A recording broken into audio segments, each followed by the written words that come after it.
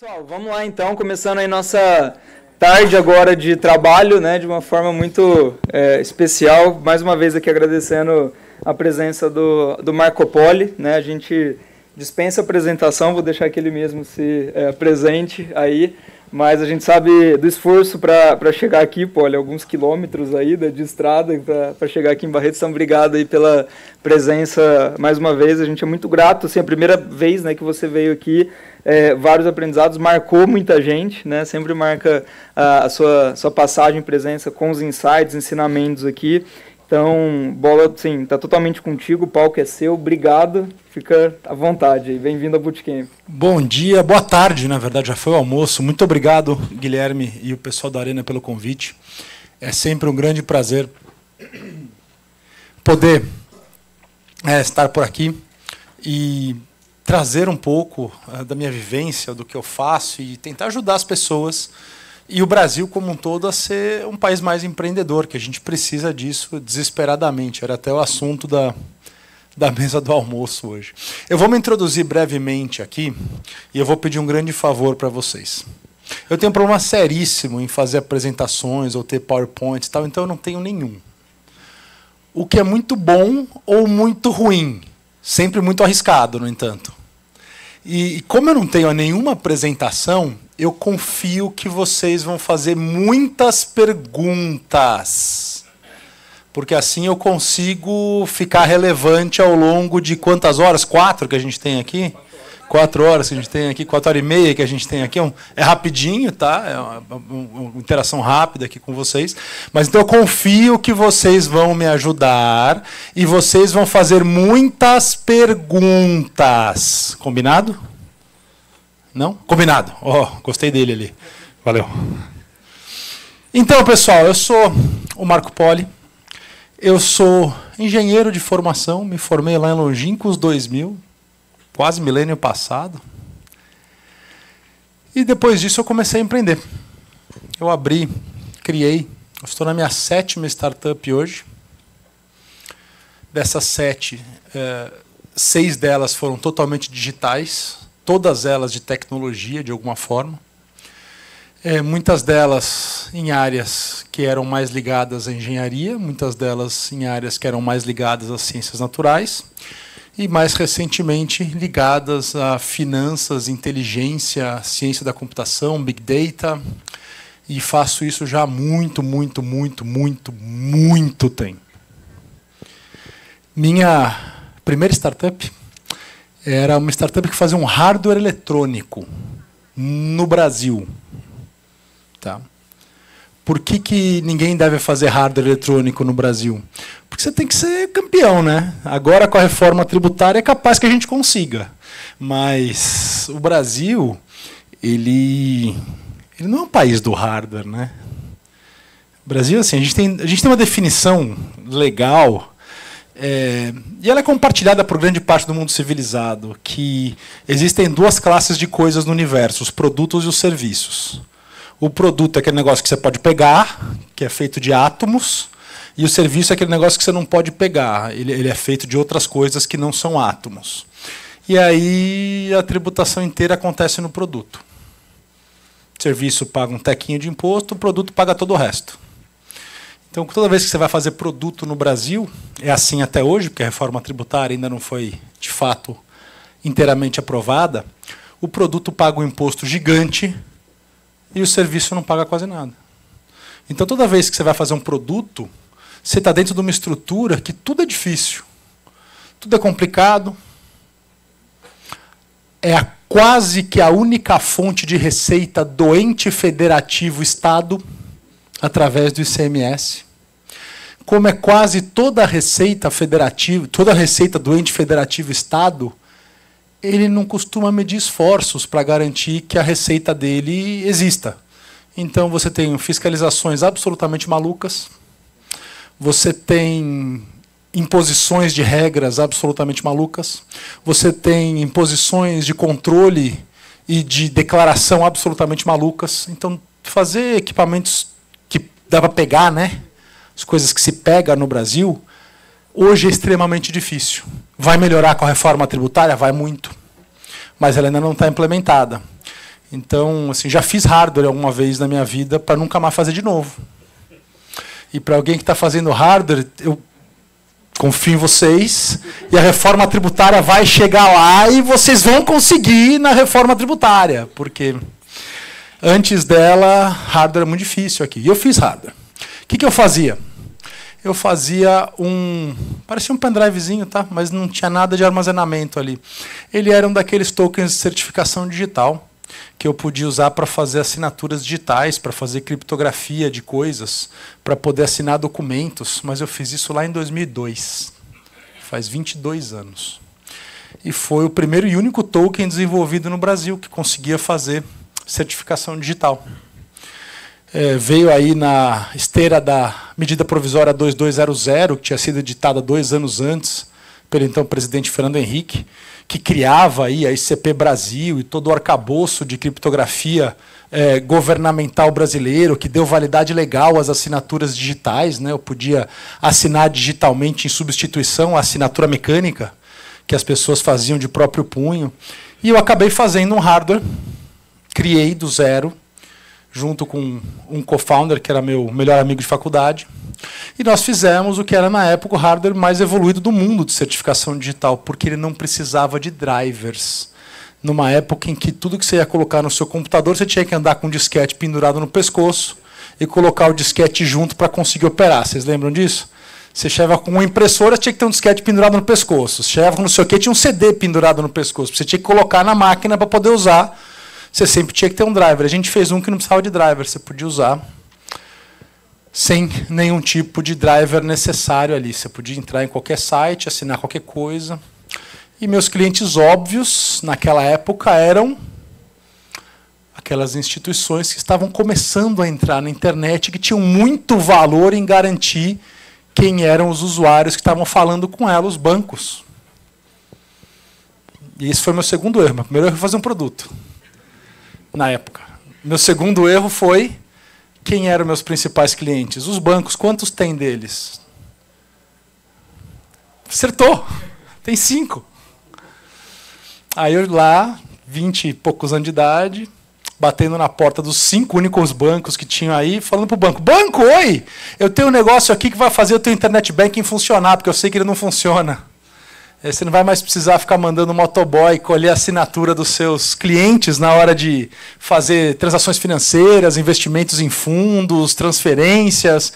Vocês vão poder fazer tudo isso usando a internet, porque eu consigo garantir a identidade do teu correntista e você consegue garantir a legalidade do documento que ele vai assinar para fazer aquela transação com você. Tá bom? Tá bom. Bati na porta do banco 1. Tá bom, legal. Quem compra já?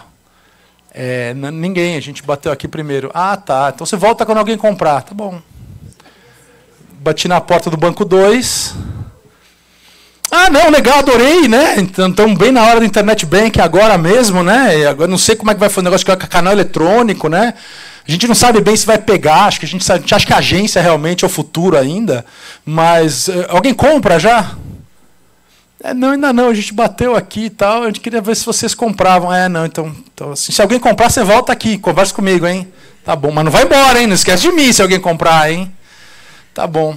Aí fui lá no banco 3. Tudo bem? Tem um negócio aqui legal para te mostrar, aqui, revolucionário, hein? Não custa nem tão caro, porque a gente faz do zero aqui, a gente consegue em volume fazer em Manaus, que é baratinho, né? Porque o Brasil só dá para fazer coisa baratinha em Manaus, porque lá tem isenção do... Como é que é o nome? Imposto. E aí dá para fazer lá, então... Porque é baratinho fazer as coisas lá em Manaus, né? Aliás, não sei se vocês sabem, mas... Cara do Brasil. Não sei se vocês sabem, teve no final do governo Bolsonaro, ele tentou fazer uma redução brutal na tributação do IPI para coisas como exatamente esse produto. E fez lá uma redução brutal, foi de 30% para 8%, 7%, em um certo decreto, que IPI se altera por decreto, e ele fez uma redução significativa num certo tipo de tributação, de 30%, que é o padrão naquele tipo de produto, para 7% ou 8%. O Supremo Tribunal Federal suspendeu porque ia acabar com a vantagem de Manaus em relação ao resto do Brasil. Eu não estou brincando. Está suspenso pelo STF, porque como é que então Manaus vai ser melhor para isso do que o resto do Brasil se todo mundo vai ter imposto baixo? Eu não estou brincando. Bati na porta do Banco 4.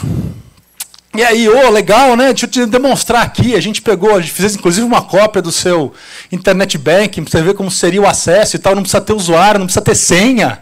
É só a pessoa chegar com isso aqui lá, já está identificada. Toda vez que você for fazer uma transação, na verdade ele vai mandar um documento, aí essa pessoa vai assinar esse documento, e aí o documento, tudo, inclusive para fazer login. Aí você não precisa mais de senha, hein? Olha quanta segurança. E como é um documento, fica lá armazenado, tem validade legal. Você consegue provar que a pessoa realmente fez aquela transação.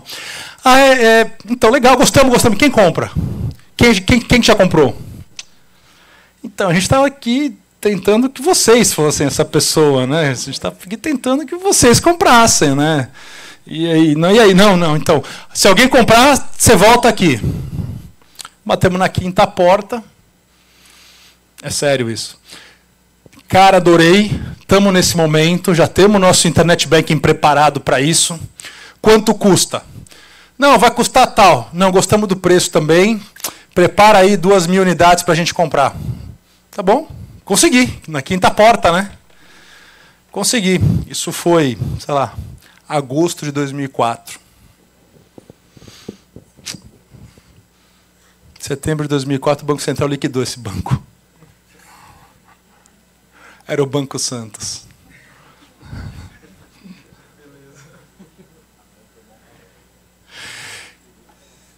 Long story short, né? Lições aprendidas. Não dá para você fazer um produto que tem 5 portas para você bater, especialmente se todas as 5 são controladas pelo Banco Central. Então, uma das primeiras coisas que eu aprendi você precisa ter um mercado que seja grande o suficiente, inovador o suficiente para você encontrar pelo menos um early adopter. Se ele não tem early adopters que você possa apresentar a sua novidade, e esses early adopters não vão estar abertos a serem o primeiro a testar. Eu encontrei lá no Banco Santos o cara que quer ser o primeiro a testar. Ele falou, eu sou o CTO de lá, uma pessoa muito inovadora, virou e falou, meu perfil é esse, meus clientes são de alto valor agregado, eu tenho como pagar para mandar isso aqui para eles.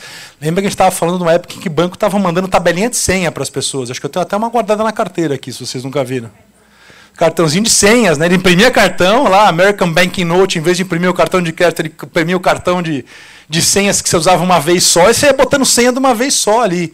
E depois disso eles começaram a mandar aquele tokenzinho de geração de números aleatórios, que não são de vários aleatórios, né?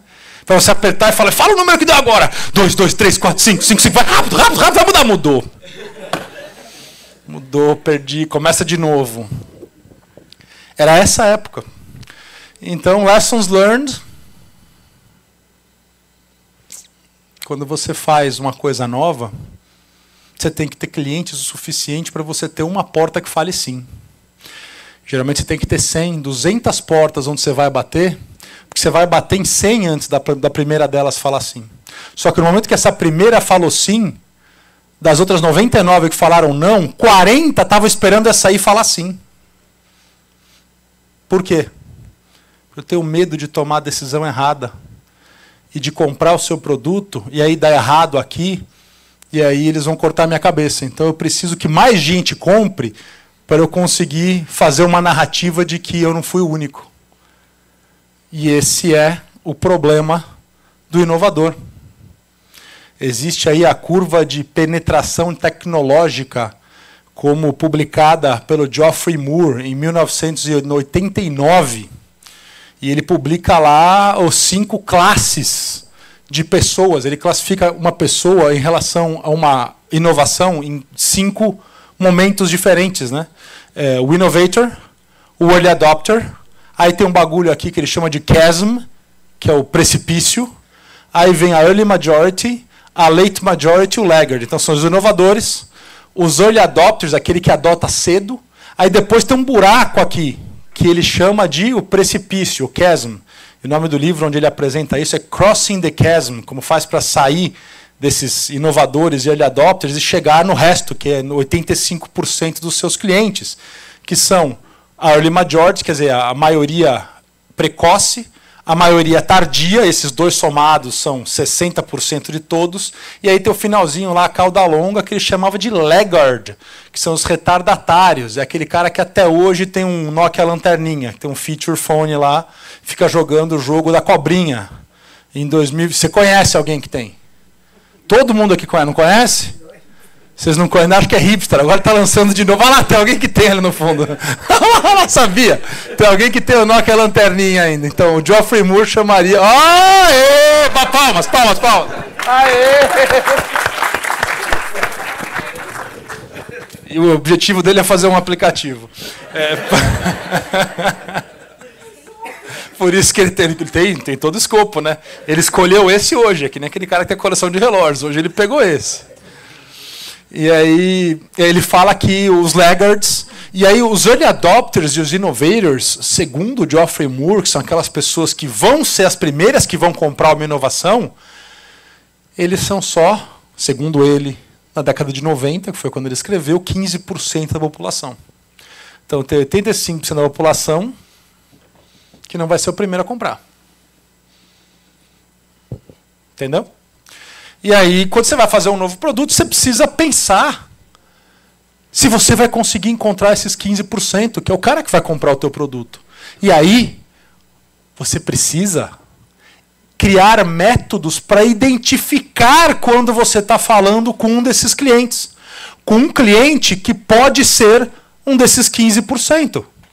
Porque se eu estou criando alguma coisa nova e eu bati na porta de alguém e ele não está entre esses 15%, o que acontece?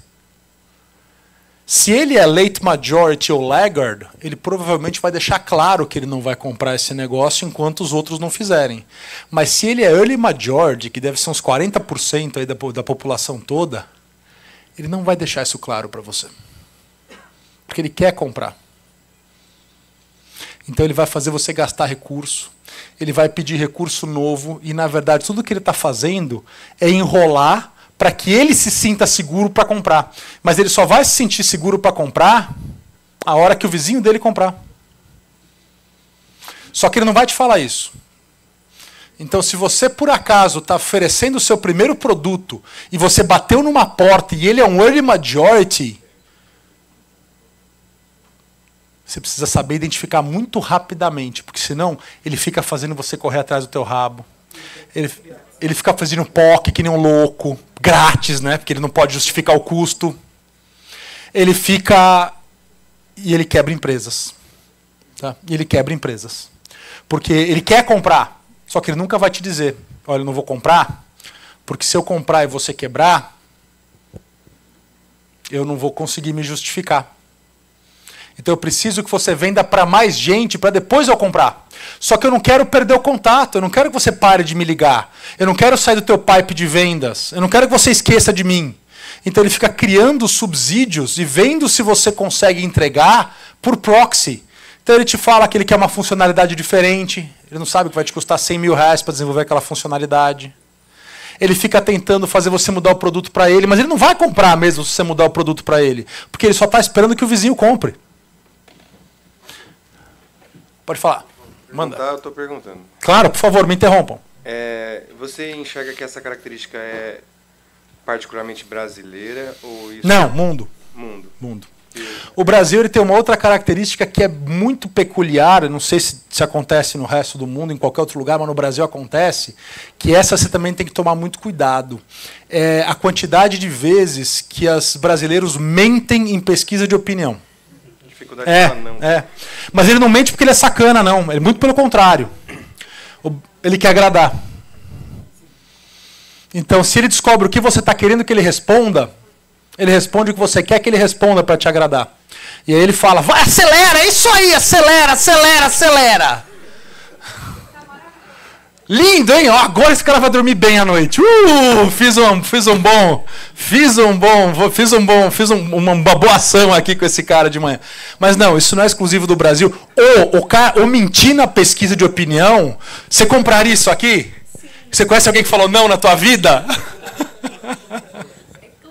Claro que você compraria, não compraria? Olha lá, ela me fez sentir tão bem, agora eu vou dormir. Ah, que isso? Vou parar minha vida, tirar todas as minhas economias e vou fazer isso aqui para ela comprar. E isso acontece muito no Brasil, tá?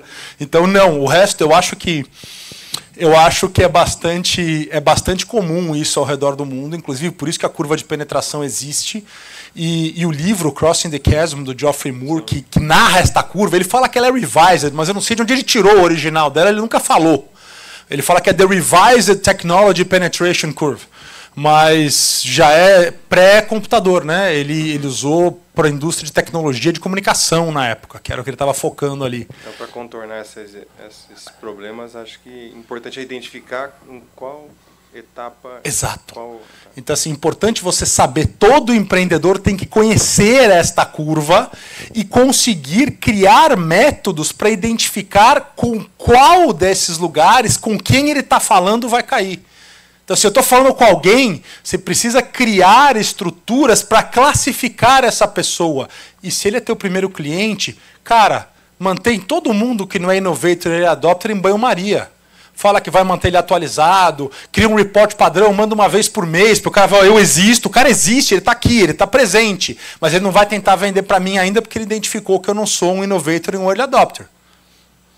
Então, assim, você até mantém o cliente atualizado, cria um newsletter, manda uma vez por mês para ele lembrar de você. Eu tenho um cara que manda para mim há 4 anos. Esse é empreendedor. O cara manda há 4 anos para mim a situação de como está a empresa dele naquele momento. Pô, ele perdeu um cliente mês passado, eu fiquei tão triste.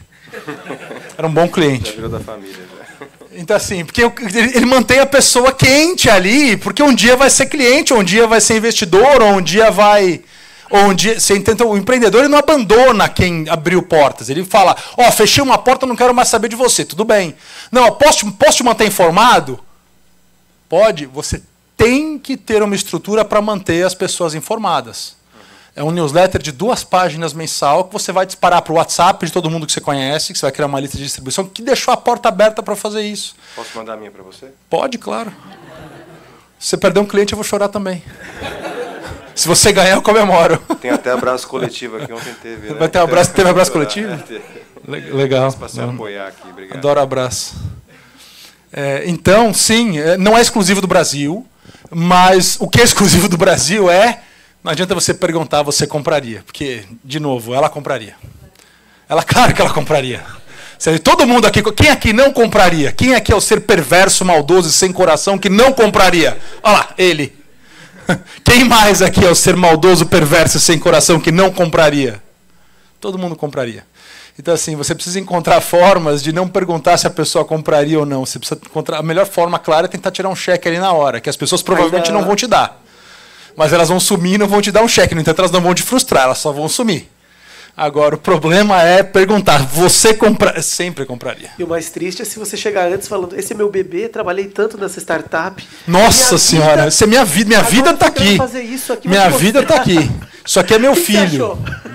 Isso é minha vida, isso aqui é meu filho. O que você achou? É meu filho. Você já viu, assim, aquela brincadeira, né? Quando você chega para alguém e você... O empreendedor ali, ele não entendeu que o empreendedorismo é um caminho. O empreendedorismo é um caminho, não é um fim, ele é um meio. O fim é ajudar a sociedade, é melhorar a minha condição de... Esse é o fim, o empreendedorismo é o caminho. Aquelas pessoas que amam os seus produtos, não, eu sou apaixonado por isso aqui, eu amo isso aqui é a coisa da minha vida. Elas criam problemas seríssimos para clientes, para investidores, para quem está tentando ser mentor. Você quer ver? Quem aqui tem filho? Levanta a mão. Se eu olhar para você e falar, teu filho é feio, o que você fala para mim? Geralmente, você foi educado, hein? Você foi educado, hein? Então, assim, se aquela coisa é teu filho, cara, teu filho não pode ser feio, é teu filho. Então, assim, a pessoa não consegue ter abertura para te explicar que você está fazendo alguma coisa que ela discorda, alguma coisa que ela sabe que não vai funcionar. Então, assim, você não pode considerar a tua criação o seu filho. Porque seu filho não pode ser feio. Não importa qual seja o nível de beleza dele. Ele nunca pode ser feio. Alguém aqui já chamou o filho de alguém de feio? Desculpa, além de você, provavelmente. O cara ali é honesto, eu gosto de pessoas honestas. Mas essa criança não, né? A criança não tem culpa de nada. A criança não tem culpa de nada. Então, você não pode achar que o teu negócio é teu filho. Ah, não, mas isso é uma coisa da minha vida. Você nunca vai ter um feedback honesto na tua vida inteira se você tiver essa postura com alguém. Você precisa entender que o empreendedorismo é um processo. E se não deu certo aquilo que você está fazendo agora, você precisa entender como parar para fazer outra coisa. Isso é um erro muito grave de empreendedores de primeira viagem e é um erro muito grave de empreendedores que são do domínio, tá?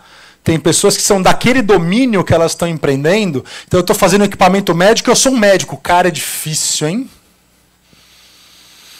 É difícil, hein? Por quê? Porque não, minha vida inteira eu fiz essa especialidade, eu sei que o que falta é isso aqui. Essa é a pessoa que menos tem propensão a escutar feedback, né? E a gente sabe que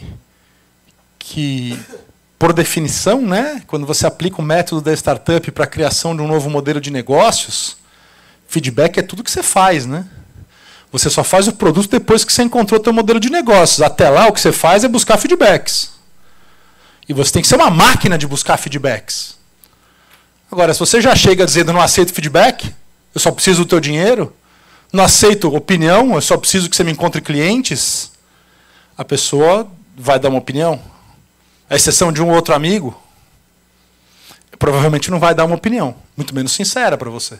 Só que enquanto você não encontrou o modelo de negócio que você realmente está buscando, você vive de opinião. Boas, ruins, certas, erradas. A função do empreendedor é criar a máquina de buscar modelos de negócio. Essa é a função dele. Não é isso? Sabe quantas vezes eu vi uma startup ou um empreendedor que deu certo com o primeiro modelo de negócios que ele buscou, que ele tentou, que ele foi testar? Sabe quantas vezes eu vi? Nunca nenhuma. Ah, mas eu estou no primeiro. A tua função é buscar o segundo. E é isso que o empreendedor tem que entender.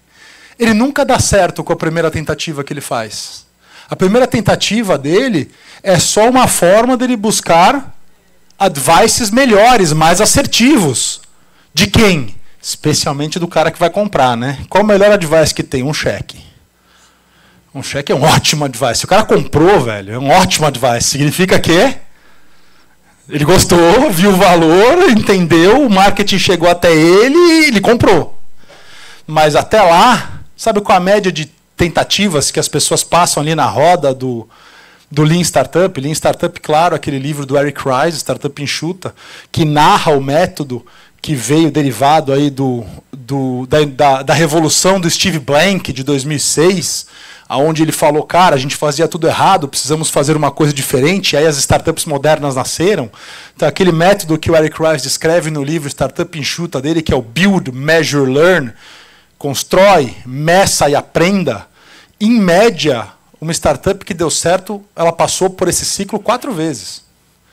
Construiu, testou, aprendeu, pivotou, otimizou, construiu.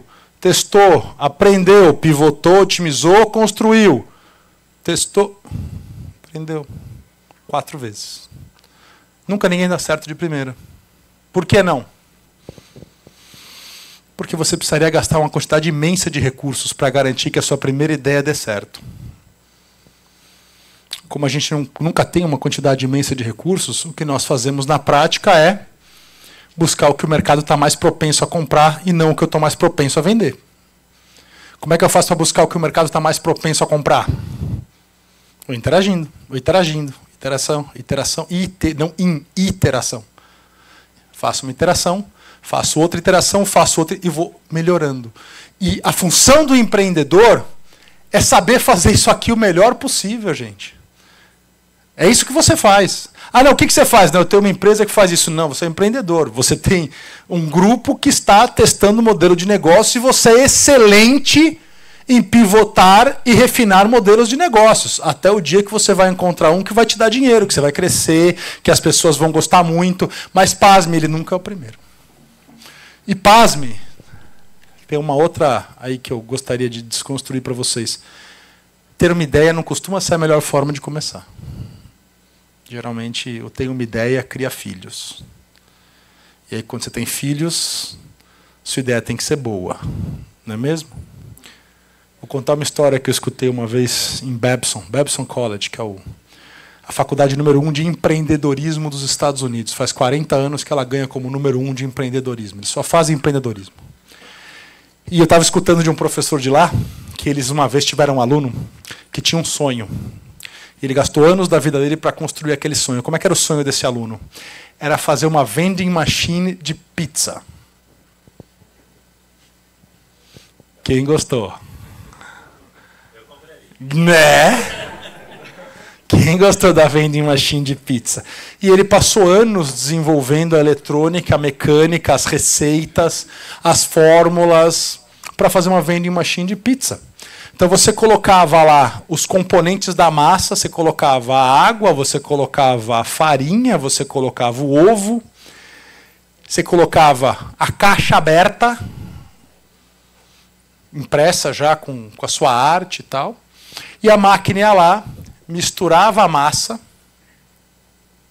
Enquanto você comprava, ela misturava a massa depois que você comprou, ela abria o disco, ela assava o disco, ela recheava com 3 padrões ali de cobertura de pizza, ela assava de novo, ela dobrava a caixa, ela colocava na caixa e saía na frente. Você pagava usando dinheiro na época. Tipo, 15 anos atrás, 20 anos atrás, isso. Você botava lá a tua nota de dinheiro e saía uma pizza embalada na caixa para você, feita na hora. E o cara conseguiu fazer essa máquina.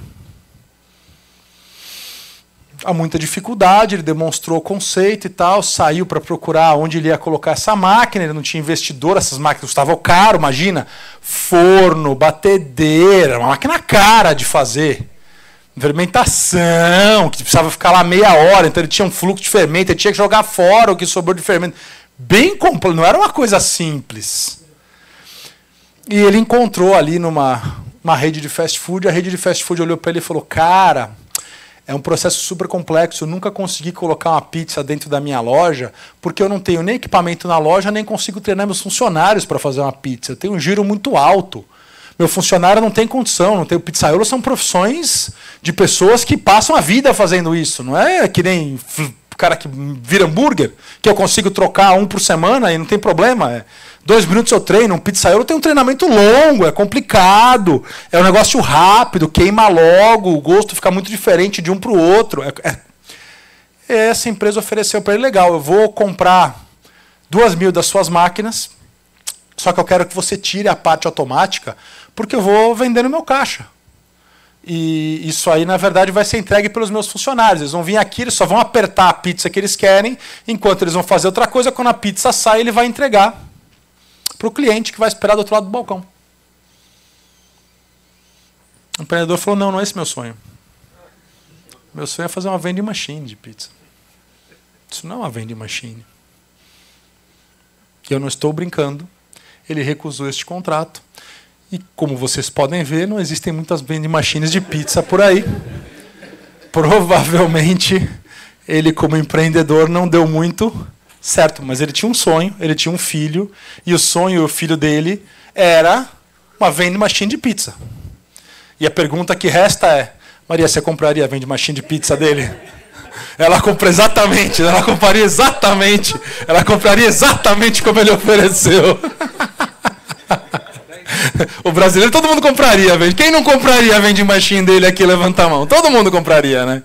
Vocês entenderam como funciona o brasileiro? Deu para entender tudo?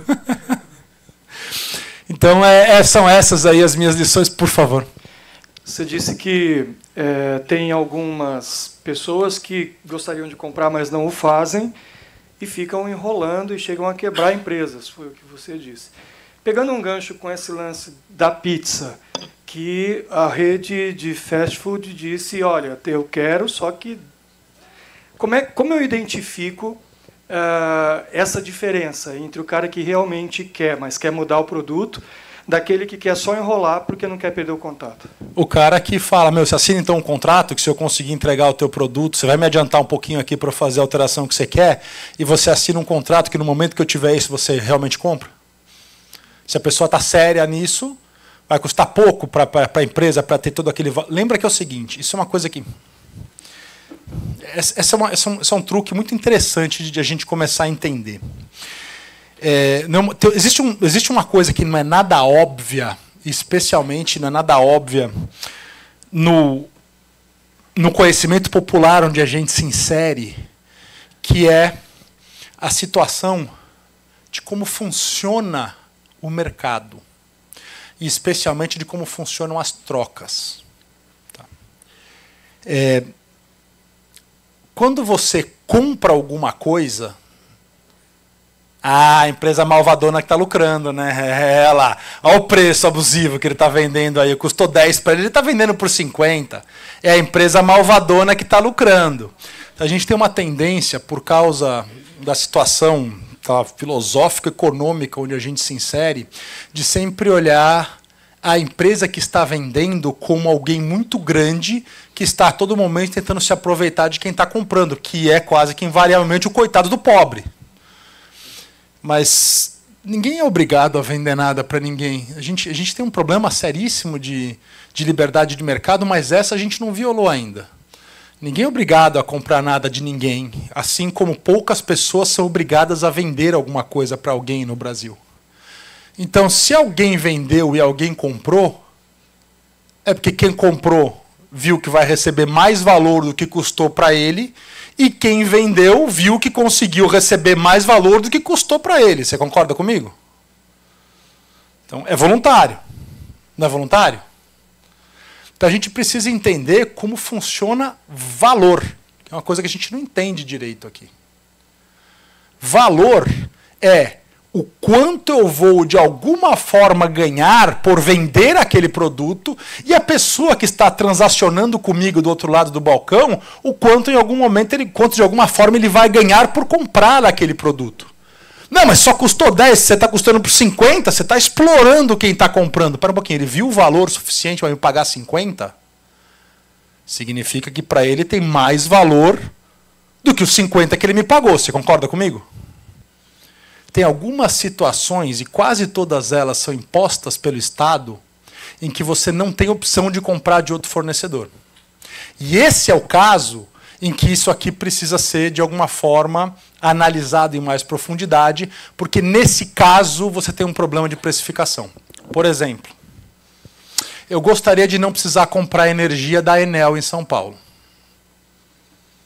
Porque a Enel não anda fazendo um bom trabalho com a energia de São Paulo, vocês podem ver nos jornais, vocês podem ver que tem gente que ficou uma semana sem energia. Na frente da minha casa tem um trafo que queima uma vez a cada 3, 4 meses, aí eu fico 8 horas sem luz durante a noite, porque a Enel tem que ir lá e trocar o trafo pelo mesmo trafo queimado, que vai queimar de novo, que foi o que queimou da outra vez, que eles foram lá e recalchutaram e botaram de volta, porque a Enel tem colocado trafos que não aguentam as cargas que eles têm. E tudo bem, é mais barato colocar o trafo mais barato e ficar aqui. As pessoas ficam 8 horas sem luz, porque se o trafo queima, chega lá um caminhãozinho da Enel às 8 horas da noite e vê, queimou, queimou. E eles vão embora, eles voltam às 6 da manhã e trocam. E eu fico a noite inteira sem luz. Então, se eu gostaria de comprar a minha luz de uma empresa que não seja a Enel, por que eu não tenho essa opção?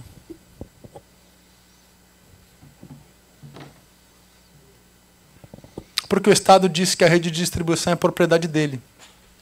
E ninguém mais pode fazer a não ser o Estado. E aí o Estado disse que a Enel faz em nome dele.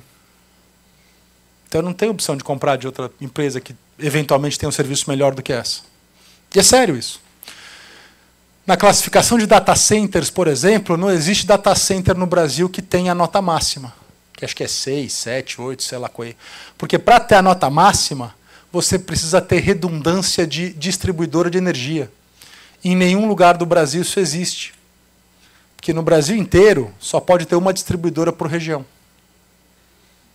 Então o Brasil não tem nenhum data center de nota máxima, porque ele nunca consegue o quesito redundância de distribuidor de energia. Porque é uma opção do Estado brasileiro entender que ele pode fazer isso e ele vai impor que a Enel venda por um preço tal, e o cliente, se for comprar, só pode comprar da Enel. É uma opção dele.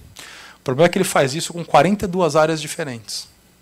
Ele faz isso com avião, ele faz isso com energia elétrica, ele faz isso com água. E ele faz isso com, de vez em quando surgem umas novas aí, eles começam a fazer isso com coisas novas aí que não fazem nenhum sentido. Mas essa é a exceção. A exceção é quando você não tem opção de comprar, você não tem concorrência. Porque alguém te impôs uma falta de concorrência.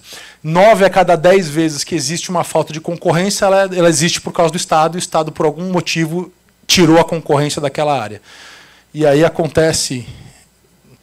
você quer saber as áreas que acontecem? É fácil. Vai no Reclame Aqui, pede para listar onde tem mais problema. Sempre são elas. E não é por coincidência.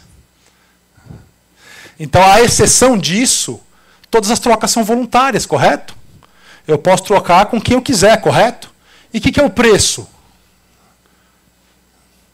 O preço é um número... O preço é, possivelmente, a informação mais densa que nós conhecemos. Tá? Não sei se vocês sabem disso.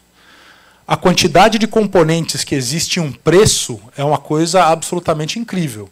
Um preço reflete a condição da oferta, a condição da demanda, o valor que viu a média da demanda, o valor que viu a média da oferta, as condições climáticas do lugar da fábrica onde foi fabricado o teu produto.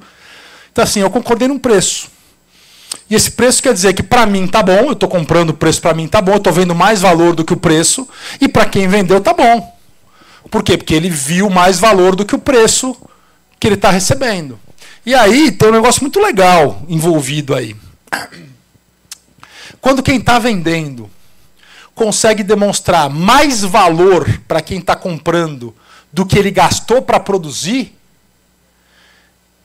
significa que ele fez o quê? Ele entregou tanto valor para a sociedade que a sociedade, inclusive, remunerou ele com lucro. Que é talvez a melhor forma de você identificar quanto valor você consegue entregar para a sociedade o que você está fazendo. O lucro é uma das melhores medidas que o empreendedor tem de quanto valor ele está conseguindo entregar para o cliente dele.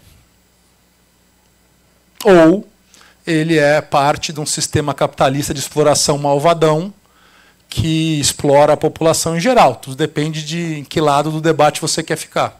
Diga. Pessoalmente, eu tenho muita dificuldade na minha empresa / startup de encontrar o que é esse preço. Muito difícil. O tempo muito todo difícil. que eu estou muito abaixo ou eu estou muito acima. O teu produto, teu produto tem átomos ou ele tem informação? Tem informação. É software em geral, geralmente. Isso aí, gostei. Senhor. E aí, meu filho é muito sobre... Existe um livro muito chegar nesse bom. valor, é tentativa e erro, algum guia? Não, existe um livro muito feeling? bom que é disponível, inclusive, de graça para download, que eu recomendo você baixar, que é especificamente voltado para precificar software. Chama-se Don't Just Roll the Dice. Não tem tradução. Don't Just Roll the Dice. Só não gire os dados. Então, ele te explica metodologias para precificar software.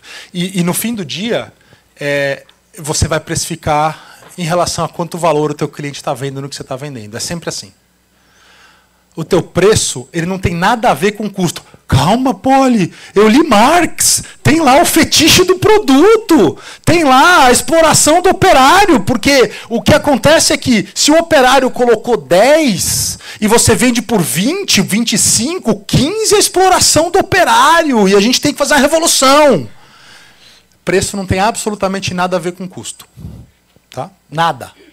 Preço é quanto o teu cliente vê de valor, teu cliente médio, ou teu cliente alto, ou teu cliente baixo, depende de quem você está focando, vê de valor no que você está entregando para ele. Se você consegue demonstrar mais valor que você está entregando para ele do que te custa entregar aquele valor, então o teu produto é viável. Se você não consegue demonstrar mais valor para o teu cliente do que quanto te custa para entregar aquele valor, teu produto não é viável. Porque você vai ter prejuízo a cada unidade que você vende. Então, a viabilidade do produto vem do fato de que o teu cliente vê mais valor no que você está vendendo do que o quanto você paga para conseguir produzir o produto que ele vai comprar. Elas são coisas totalmente descasadas. Tá? Não tem nada a ver com o que é custo do que é preço. O preço é o quanto o teu cliente vê de valor e você está querendo pagar. O custo é o quanto você consegue pagar para quem você está usando de fornecedor para aquilo que você está fazendo. E a única relação entre eles é que se o preço é maior que o custo, você é viável. Se o preço é menor que o custo, você é inviável. Então, assim, a tua precificação não tem nada a ver com o teu custo. Ah, mas meu preço ficou menor que meu custo. Então você não tem viabilidade. Olha como é que os dois vão progredir. Você tem alguma chance de algum dia ele ser maior que o teu custo? Não. Então você precisa de subsídio ou você vai fazer outra coisa. Aí, subsídio... Bem, próxima pergunta. Entendeu? Então, assim, esse livro vai te ajudar a precificar, mas, via de regra, o preço é o quanto de valor o seu cliente vê no que você está fazendo. Ele vai pagar 20 para você por mês, só que ele vai receber um valor de 10 mil por mês. Sensacional. Só que você está deixando 9.980 na mesa. Talvez você queira aumentar um pouco o teu preço e capturar um pouco mais desse dinheiro. Aliás, uma coisa extremamente comum para empreendedores de primeira viagem é que eles erram o preço geralmente com um 0 de diferença. Tá? É muito comum. O empreendedor olha e fala, o investidor olha e fala, faltou um 0 aí. Aonde? 0 na frente não vale. Não, faltou um 0 de verdade. Então, geralmente, o empreendedor ele tem uma predisposição a colocar seu preço baixo demais, porque você fica na cabeça que teu custo é muito baixo, então teu preço pode ser baixo. Mas aí você está deixando muito valor na mesa. Então, é um delicado. Fazer a sua primeira precificação é muito complicada. Tá? Eu já tive investidas minhas que elas gastavam para fazer uma entrega 19 centavos, que era o preço aproximado da estrutura de computação que eles tinham para entregar um usuário por mês. E ele cobrava R$ 99,00 por usuário.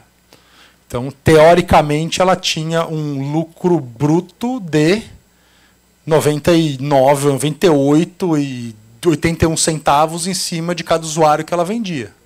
É claro que ela não contou o quanto ela gastou do software que ela desenvolveu, o sunk cost, o custo fixo, mas isso é muito comum em startups. Tanto é que quando a gente faz o valuation ou precifica o valor de uma startup, se ela é digital, geralmente a gente considera o custo 0 de entrega de produto para ele.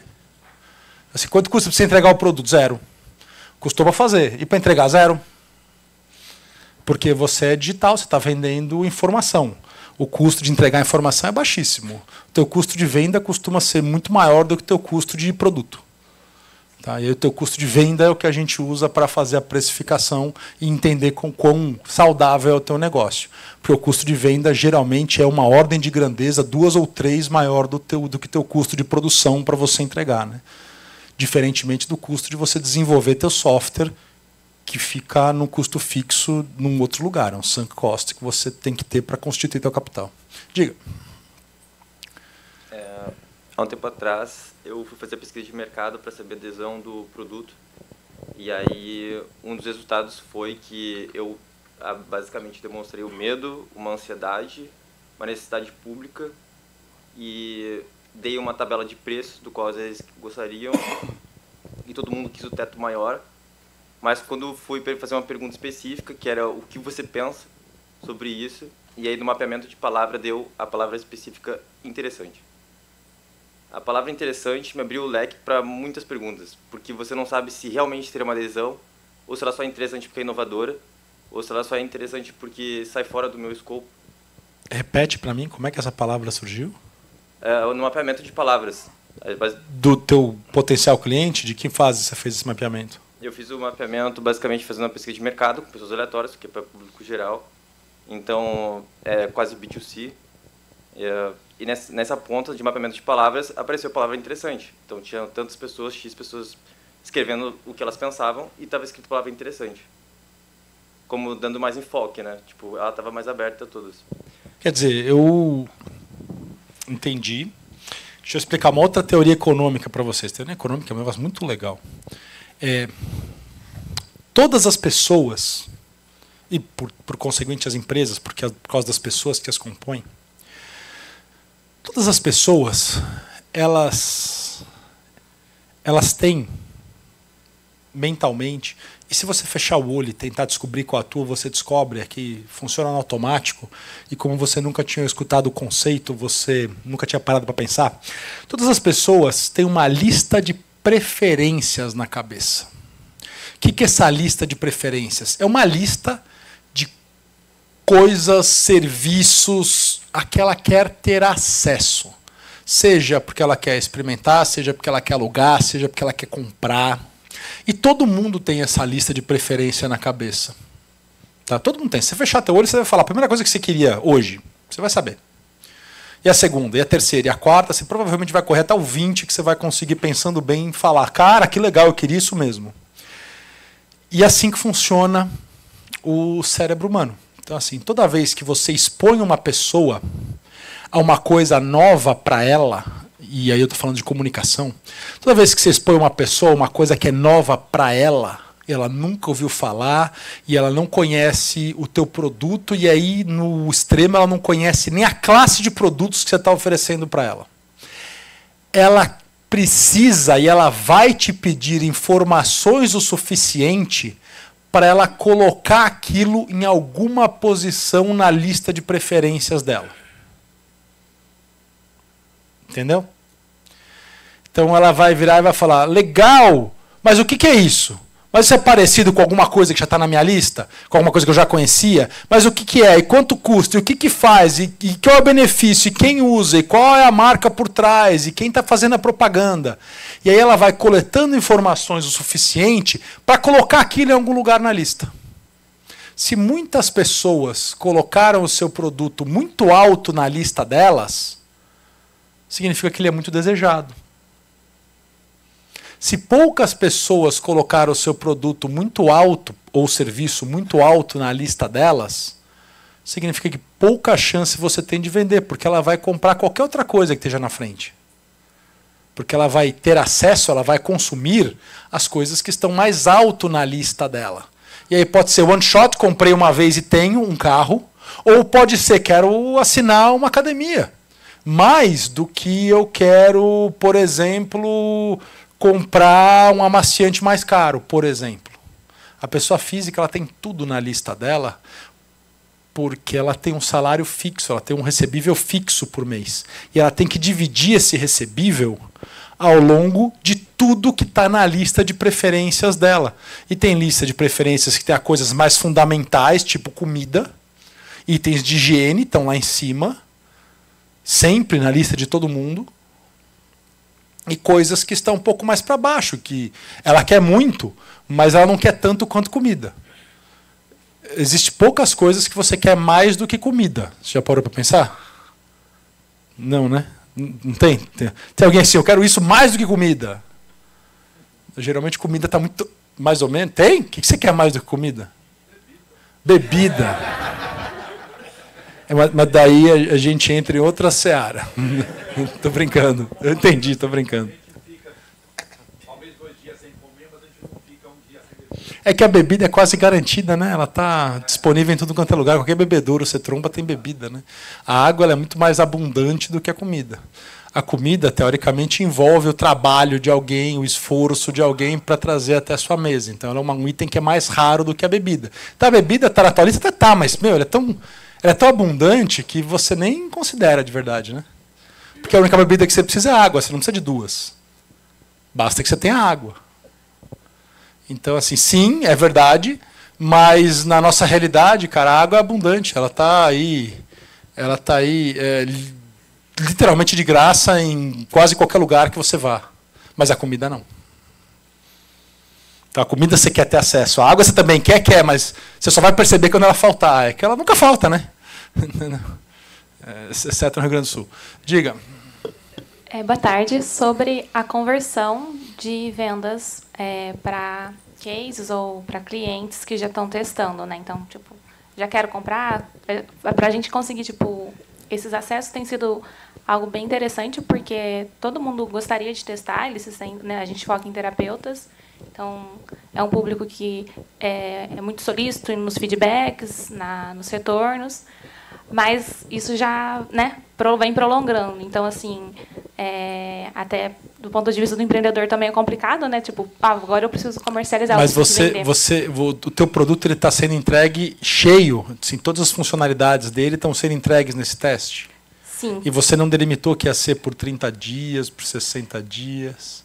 Sim, 60 dias, aí o contrato Mais leva um mês 60. para assinar, não começa oficialmente, então hoje tem 3 meses, por exemplo, É muito outros comum com isso. 2. Então Especialmente quando você tem empresas muito grandes e especialmente quando você é uma startup, elas fazem muito isso. O que eu vejo com muita frequência acontecer é que o gestor do contrato do outro lado, ele de alguma forma entra em acordo com você. Ele vira e fala, tá, eu não posso te pagar agora, mas quando vier o pagamento eu vou te pagar como se fosse retroativo a hoje. Então você vai receber daqui a 3 meses, 4 meses.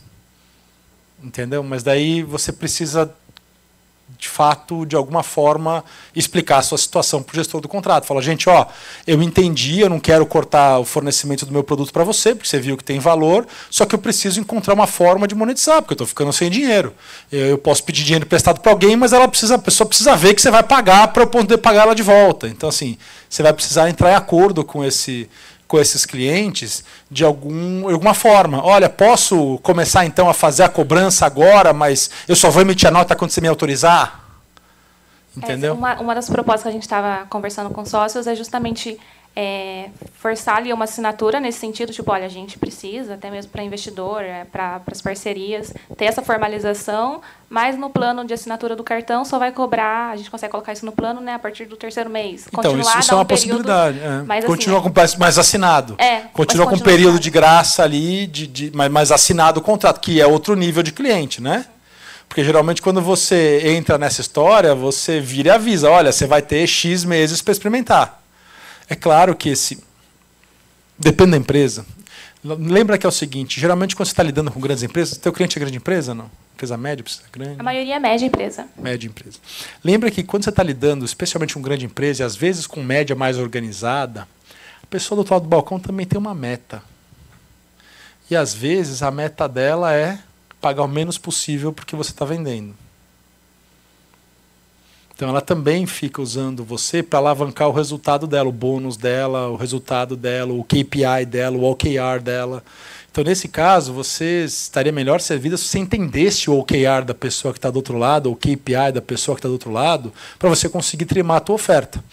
Eu já vi empresa de muito grande porte quebrar uma startup de um jeito que estraçalhou o cara com um investimento de 3, 4 milhões de reais, porque esse cara dava um valor para essa grande empresa de por volta de 35 milhões de reais por ano, que era a economia que ela tinha por usar o produto dele, só que o gestor do contrato foi muito habilidoso e conseguia pagar 14 mil reais por mês. E ficava pedindo feature como se ele estivesse pagando 3 milhões de reais por mês.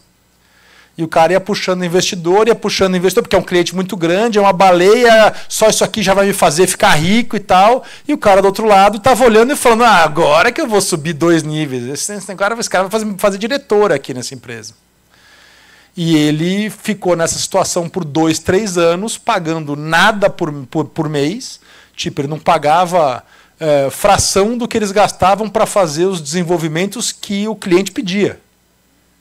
E eles não conseguiam bilar o cliente, porque o cliente percebia a fragilidade deles, eles não conseguiam bilar o cliente pelos pedidos de desenvolvimento adicional, e o cliente foi lá até que ele explodiu a startup explodiu, o empreendedor ficou internado um tempo, não atendia telefone, e explodiu porque o gestor do outro lado, apesar de ter dinheiro suficiente para pagar, ele estava naquela de conseguir um negócio que dá uma redução de custo brutal a custo quase zero.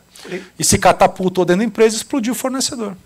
E aí deixou para o próximo que pegou o lugar dele e resolveu o problema, porque o fornecedor explodiu, ele perdeu o serviço, né? Aproveitando essa deixa, podia falar um pouquinho de demitir cliente? Dói. Dói, mas precisa.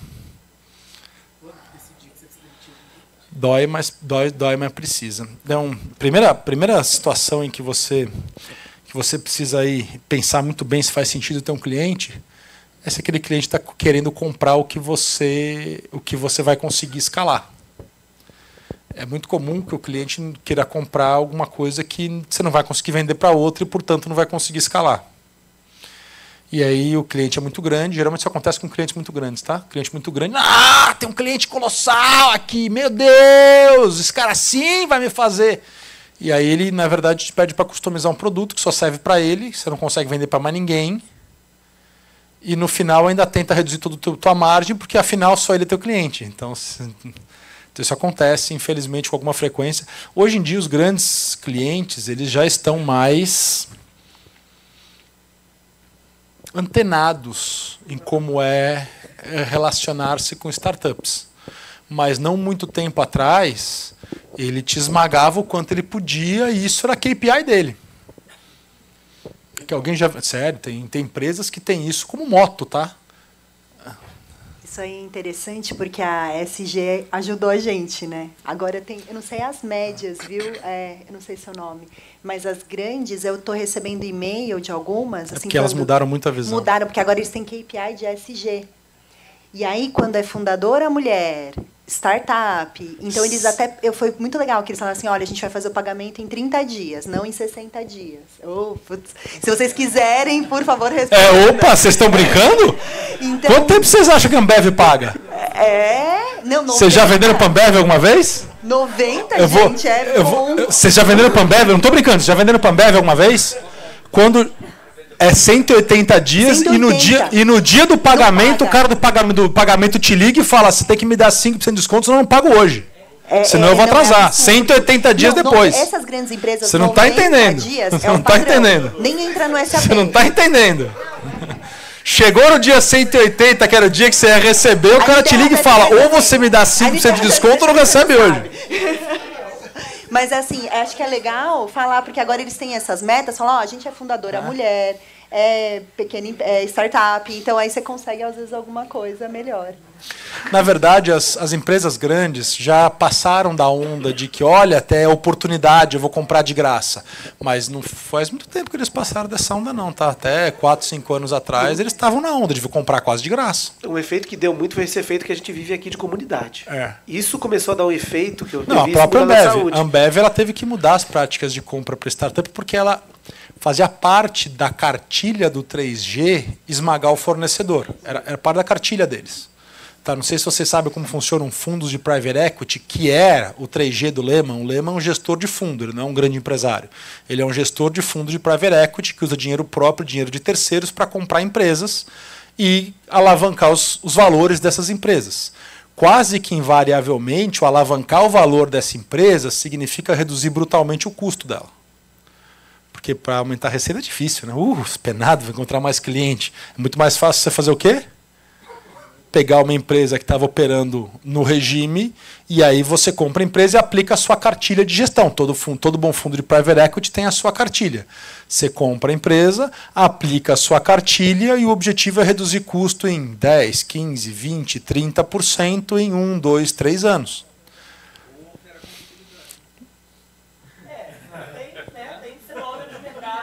Tá gravando? Tá gravando ou não? Não. Então... polêmicas aí, né? Não fala assim, hein? Calma. Não, eu tô falando. Você demora 180 dias para pagar e altera a contabilidade ao mesmo tempo. Né? Teoricamente, não, só o governo pode alterar a contabilidade. Aí à vontade, não tem problema. Porque é por lei, aí tá certo. Esquema de pirâmide, só o governo pode fazer também. Quando você faz é crime, quando ele faz é social. Quando ele faz é contrato multigeracional. Quando você faz a pirâmide, você é um criminoso. Quando ele faz é um contrato multigeracional. Então, esse aqui é a pegada. O private equity compra uma empresa que ele vê como um alvo, e o objetivo dele é geralmente dobrar o valor dessa empresa. Como é que você dobra o valor da empresa? Dobrando o lucro. Como é que você dobra o lucro? Ou você aumenta muito a receita, aumentando um pouco o custo, ou você corta brutalmente o custo de uma vez, que geralmente é o que eles fazem. Então ele compra a empresa, corta, bum, dobrou de valor, agora eu vou vender. E às vezes esse corta, pum, dobrou de valor, vou esmagar meu fornecedor o quanto eu posso esmagar meu fornecedor, até que o fornecedor em si consiga me vender o valor mínimo que ele consegue vender. E tem empresas que têm muita força sobre a sua cadeia, e quando elas resolvem entrar nessa pegada de vou cortar meu custo, ela quebra a cadeia inteira. A indústria mobilística já fez isso algumas vezes aqui no Brasil. Tem grandes indústrias mobilísticas que já quebraram metade da cadeia. Qual é o teu objetivo? Quebrar metade da cadeia. Por quê? Porque aí eu tenho o custo mínimo da outra metade. Né? Então, assim, às vezes a redução de custo ela passa um pouco dos limites, e essa redução que passa um pouco dos limites é o que o startupeiro não sabe reconhecer, porque ele está olhando e falando, nossa, olha quanto valor eu estou entregando. Mas do outro lado, o cara tem um KPI que é a redução máxima de custo que ele consegue, não importa o valor que esteja entregando para ele. Então, muitas vezes, o KPI dele está errado, ele não está vendo custo-benefício, ele só está vendo custo. É muito comum esse KPI estar errado. Então, se você não souber qual é o KPI do cara que está gerindo o teu contrato do outro lado, não, ele é dono, não, dono é outra história. Dono quer perenizar a empresa, dono quer deixar para os filhos, ele é dinástico, geralmente. Dono quer, obviamente, aumentar o lucro, mas ele não pode quebrar o fornecedor, porque senão ele tem que encontrar outro. Não, um analista cuja função é passar para gerente. Cara, é diferente, né? Ele está pensando no próprio umbigo. Se o umbigo dele está alinhado com a empresa, tudo bem. Às vezes, nem sempre o umbigo de quem está decidindo está alinhado com o que é melhor para a empresa. Aí ele vai te quebrar, ele vai ser promovido e aí a empresa vai ficar sem seu produto. E acontece. E esse é o problema de gestão de empresas de médio e de grande porte. Então você precisa entender muito bem o que está dentro da cobrança de quem está te contratando do outro lado. Para você entender como é que você pode fazer uma solução composta com aquela pessoa do outro lado. É o dono da empresa. Tá, o dono da empresa ele vai entender, ele vai querer comprar barato, mas se ele gostou do teu produto, ele sabe que ele vai estar lá daqui a 10 anos, o teu produto também tem que estar lá daqui a 10 anos. Ele é um analista que quer ficar aqui 6 meses e virar gerente de outra área, como acontece na empresa. O prazo dele é 6 meses. Ele vai te quebrar no 6º mês, vai ser promovido e no 7º mês você quebrou e ele virou gerente. Pode ser. Infelizmente acontece. Eu ia comentar um pouco sobre isso, especialmente para startups que trabalham em saúde, em especial que trabalham com propostas de valor, que é orientada à redução de custo, é o nosso caso, de algumas outras empresas também. Não é raro você encontrar um cara que é um diretor médico, um diretor financeiro, que tem uma outra posição na hierarquia com uma visão de mais longo prazo sobre o business, que te dá o buy-in sobre a solução, mas para em algum middle manager na cadeia, que é um decisor de compras, que tem um interesse não alinhado com aquela estratégia, porque ele tem uma proposta de bônus ou uma visão prazo curtista. Muito comum. É muito comum parar nesse sentido. Então, essas propostas de valor, quando você alia isso a tentar concentrar o teu esforço de venda só num player muito grande, essa lógica que você comentou, né? O cara vai te esmagar pelo processo em si, que ele, às vezes esse ciclo ele já é longo naturalmente. Quando você agarra nisso, você fica à mercê dessa política interna de não alinhamento de incentivo e num ciclo que mata o caixa da empresa. Então, como é que você consegue sobreviver? Não, e te puxa investidor usando a cenoura na frente do burro, literalmente. Eles literalmente colocam a cenoura na frente do burro. É isso. Então você tem que tomar muito cuidado com isso. Então, assim, tem que ter limites. Olha, mentalmente, até aqui eu vou, a partir daqui eu não passo. Senão, mais um pouquinho, mais um pouquinho, mais um pouquinho, o cara se promove e o outro vai entrar e vai falar, você tem que dar o mesmo resultado anterior, porque olha o que aconteceu com ele. E aí você entra num ciclo vicioso que você nunca se resolve dentro daquele cliente, entendeu? Então, assim, você precisa ter uma política clara e você precisa passar a linha. Ó, cliente, eu faço isso por no máximo 3 meses, tá? A gente vai precisar conversar no dia 91, por exemplo. Mas é difícil ser duro com o cliente, hein? Difícil ser duro com o cliente, não é? Tenta vender Pambev com coração de mãe que você vai ver o que dá. Você vai ver o que acontece no final do dia. Desculpa, estou falando mal aqui, não estou falando mal, mas a Ambev identificou este problema dentro do programa de relacionamento deles com startup e eles criaram uma válvula de escape para startups onde elas não entram nesse tipo de redução de custo que eles são muito famosos por fazer. Então, a startup lá, ela recebe em 30 dias. Sem o compras ligar e falar, ou você dá 5% de desconto, não te pago hoje. Então, assim, porque eles entenderam que isso afastava as startups de dentro do portfólio de leque de inovação que eles precisavam e eles criaram caminhos especiais, tracks especiais de compra para quando você é uma startup, porque eles identificaram que ninguém não queria vender para eles. Só vendia para eles quem era grande, quem tinha gordura, quem conseguia precificar melhor e colocar lá os 6 meses que eles gastavam para pagar, mais os 5% de desconto no preço, porque acaba no fim do dia, só funciona no primeiro mês que você faz, né? Todos os outros meses tá na conta, né? O fornecedor já botou na conta. Agora você é uma startup e está vendendo pela primeira vez, você não pôs na conta. Aí ele te quebra. Porque o fornecedor dele sabe que é essa baixaria. Então está tudo precificado, né? Claro, não estaria. Você só engana no primeiro mês. No primeiro mês o cara vira, me ferrei, né? Mas não vou manter o cliente. No segundo, você cai de novo. Só você for muito otário, né? Aí você precifica, você se protege do teu cliente ruim. Só que quando você é uma startup e está vendendo pela primeira vez, é aí que ele ganha o dinheiro de tratar o cliente mal, o fornecedor mal, né? Então, assim, eles se protegeram. O ecossistema ali, eles criaram um tracking que o fornecedor nunca passa por isso. ele não entra nessa redução de custo, até um pouco mesquinha, que eles aplicam aí pela técnica do private equity, que é comum, tá? Não é só o 3G que faz isso, é todo mundo. Cada um faz de um jeito diferente, mas todo o private equity tem o seu playbook. O objetivo dele é multiplicar o valor da empresa por 2. Ou ele vende mais, ou ele custa menos. Vender mais é muito difícil.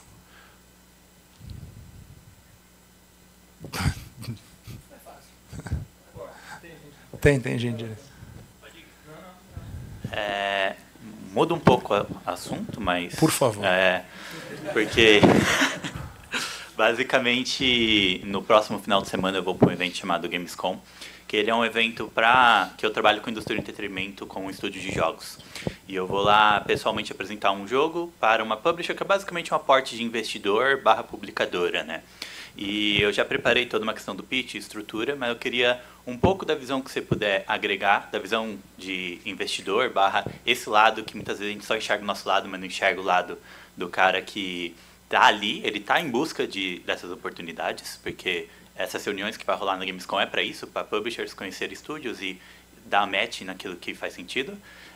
Mas eu queria saber um pouco da sua opinião pessoal do que seria um bom conselho para eu me preparar, ou ter na ponta da língua, ou do que do seu lado acaba sendo uma coisa que acaba sendo mais importante do que quanto que custa, ou por aí vai. Olha, é uma questão interessante, é um mercado muito particular, né? É um mercado em que esse publisher ele pede exclusividade, não pede sobre o teu produto, sobre a IP inteira.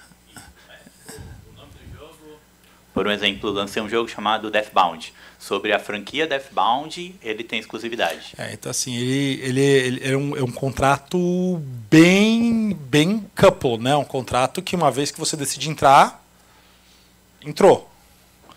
Deu certo, deu errado, deu errado. Tá? Você não tem uma opção, né? Então, assim, esses contratos são contratos muito arriscados, mas são intrínsecos de alguns negócios. Então, assim, nesse caso... infelizmente, um contrato com esse nível de coupling, né, que assim, olha, eu sou exclusivo dele e a IP que eu criei agora é dele. E eu vou receber um licenciamento sobre o que ele conseguir vender. É isso que você está querendo fazer, né? Sobre a propriedade da IP, geralmente é dividida, 50-50. Tá, mas é sobre o que ele conseguir vender. Então você recebe a IP e ele recebe o resto. Porque ele está publicando, ele está sustentando, ele está entregando, é isso? Isso. Aí a porcentagem é definida em contrato, geralmente. Exato. Né? Então, assim, na verdade... 100% até ele recuperar o que investiu. Tem algumas indústrias de IP que funcionam assim. Ela é muito arriscada e nesse caso, o track record de quem você está entrando em negócio importa muito, ou condições contratuais que consigam te livrar caso você não consiga o retorno que você queira. Mas o mercado dita essas condições contratuais. Você não consegue inovar, você não consegue chegar lá e falar, não, eu vou fazer tudo diferente. Só, sei lá, o dono do Harry Potter consegue fazer isso. Você não vai conseguir nessa altura que você está. A pessoa tem que ter um produto de IP sensacional, fantástico, para ela conseguir impor alguma condição. Então, assim, o mercado que é difícil e você tem que confiar muito no teu publisher. Tem que confiar muito nele. Porque você está trazendo para ele a IP, mas ele que de fato vai fazer toda a receita, né? Ele vai dividir a receita com você. Então, assim, esse é um mercado que você fica muito vendido no processo. Ele depende pouco além da tua criação. Então, você tem uma empresa que faz produto. Ela não é uma empresa que faz venda, que atende o cliente, ela faz produto e ela serve para atender uma outra empresa. É um tipo de negócio arriscado se você não tem um publisher bom, mas é o tipo de negócio com baixíssimo risco se o teu publisher é bom. Então tudo depende na qualidade do teu publisher. Alguma dica para eu mensurar isso no boca a boca? Ou after boca a boca, né? Quantidade de canais, produtos anteriores, relacionamento que ele teve com estúdios anteriores. Eu acho que o que você vai ter mais aí é própria referência de estúdios anteriores que já negociaram com esse publisher. Porque uma vez que você entrou nesse contrato, meu amigo, você casou. E é geralmente 2 anos de desenvolvimento, mas pessoalmente todos os estúdios brasileiros atualmente, infelizmente, o edital é assim, na área de jogos. E aí, da grande parte dos que eu fiz parte, eles teve uma boa experiência. Talvez eu seja azarado, Mas, de novo, pode ser. E, de novo, podia ser que você não tivesse publisher nenhum e você não conseguisse vender uma unidade do seu produto. Então, assim, é só um tipo de risco que não é mais teu risco da venda. O risco da venda agora é dele e você tem pouca dita sobre o risco da venda. Quem vai se arriscar em fazer a venda para o cliente é ele. Então ele tem que ser um bom vendedor. E um pouco sobre o lado do que seria interessante eu apresentar para eles nessa conversa inicial de meeting mesmo, sabe? Tua capacidade de fazer entrega do que você está prometendo entregar para ele. Na parte, no fim do dia, ele se comporta mais como teu cliente único do que qualquer outra coisa. Tá? É como se ele fosse teu único cliente. É um negócio bem particular. É um negócio bem particular. Ruim, bom, particular. É um negócio bem particular.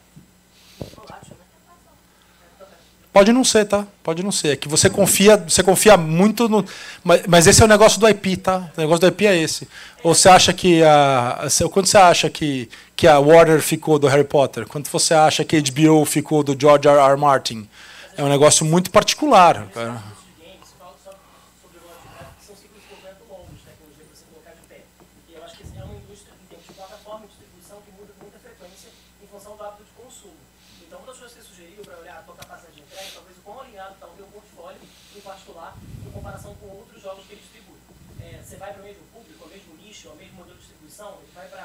Android, leva uma plataforma, é o mesmo, o canal é parecido com o meu, talvez tentar entender um pouco do histórico do cara, para saber se ele é um publisher da tua tecnologia, de mais valor.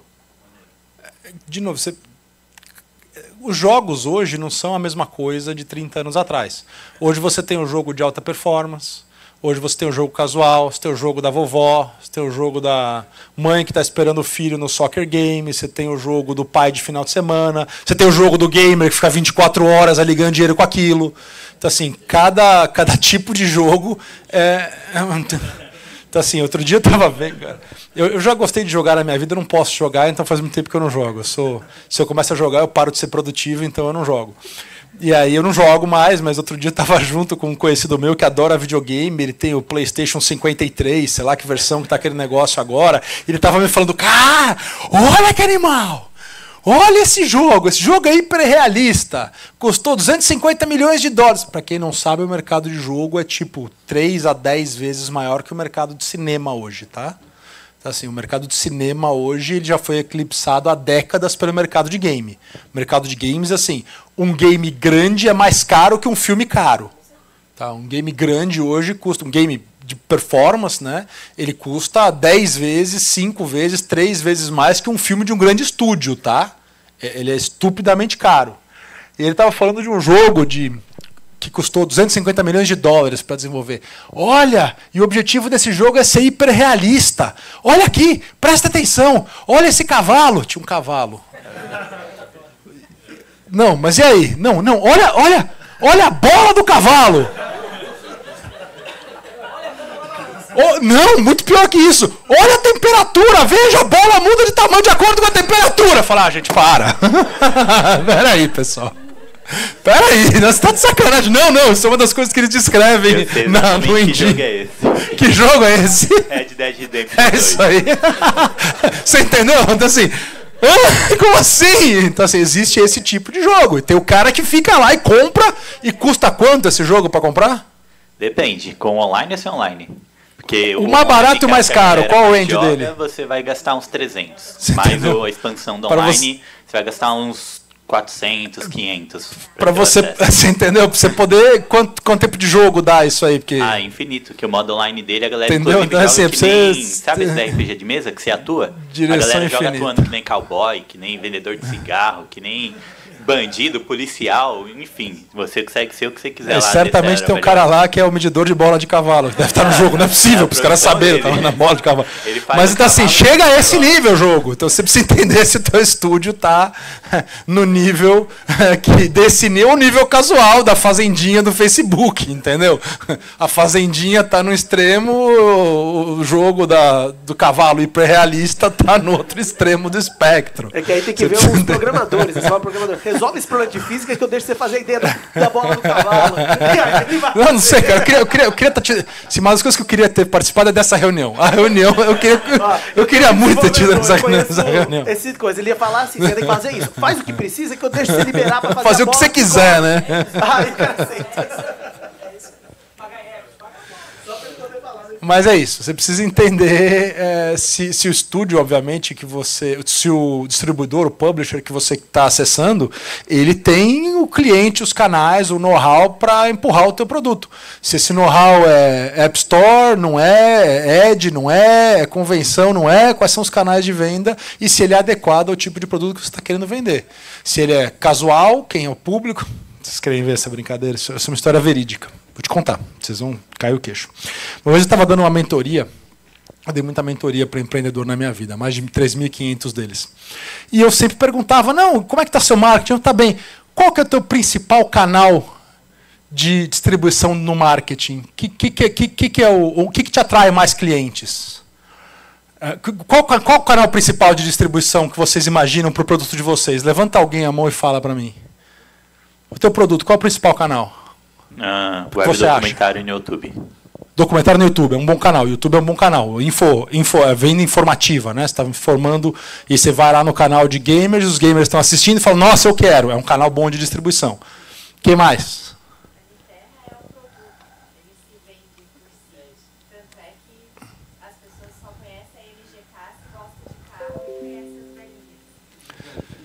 Mas elas chegaram em algum lugar, em algum momento elas chegaram e o canal que tem que continuar ativo, porque elas precisam saber que aquilo existe de alguma forma. É o site que elas entram.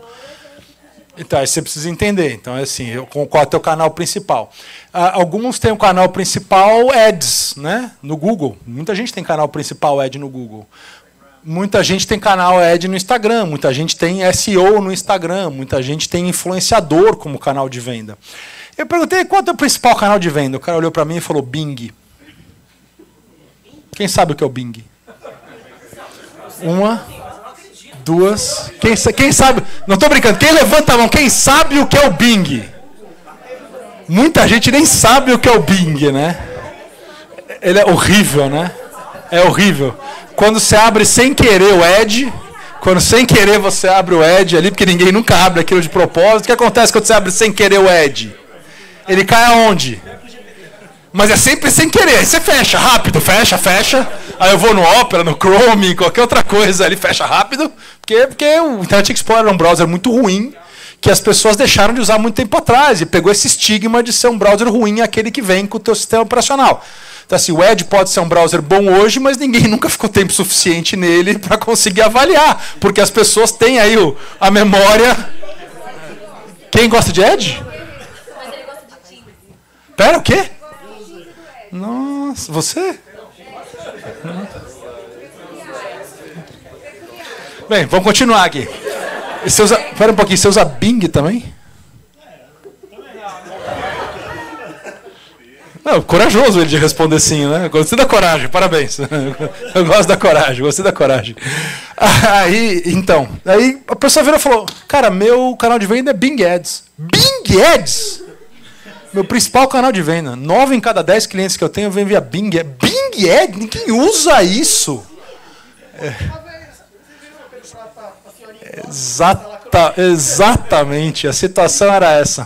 Ele tinha um produto que ele vendia álbum de fotografia impresso para mães e vós.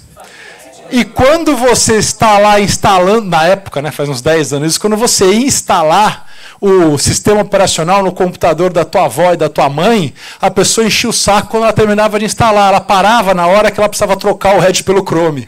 Então estava lá sempre o velhinho usando o Edge, porque era o que veio no sistema operacional dele e nunca usava o Chrome. E o produto era para mães e vós que queriam fazer álbuns dos seus netos e filhos mais velhos. Então, sabe quanto custa um Edge no Bing? Acho que nada, cara. Só para a Microsoft não dizer que ela desfez do serviço ali. Isso custa nada. Então o cara tinha custo de aquisição quase zero, porque não custa nada colocar um Edge no Bing e toda vez que perguntava álbum aparecia o nome dele lá de mais ninguém, porque ninguém mais faz Edge no Bing. Você entendeu como funciona? Você precisa encontrar o seu canal de aquisição. Se o teu produto é para velho, um bom lugar para você colocar, aparentemente, é o Bing, porque o Bing é o... Quem não sabe o que é o Bing, eu explico. O Bing é o Google da Microsoft. Provavelmente a Microsoft não ia ficar muito feliz se escutasse. Não, o Bing não é o Chrome, ele é o Google da Microsoft. Ele é o buscador, o Edge é o Chrome. Então, quando você abre o Edge te leva ao Bing se você faz uma busca, e não ao Google. Então, quem tem o Edge é muito comum, porque pelo mesmo motivo que ele tem o Edge, ele também não trocou o site que ele usa para fazer busca, então ele vai lá e vai fazer a busca no Bing. Os resultados do Bing são muito loucos, cara. Quando eu quero encontrar alguma coisa que o Google não acha, eu falo, vou no Bing, porque o Google deu algum pau aqui, alguém entrou com uma ordem judicial e tirou da busca, e ninguém nunca entra contra o Bing, porque ninguém usa o Bing. Então, assim, quando dá ordem judicial para tirar a busca, é sempre no Google. Então você vai no Bing, que o Bing continua mostrando que quer que tenha sido removido do Google, e eu não estou brincando. Pois é, então o cara vendia no Bing.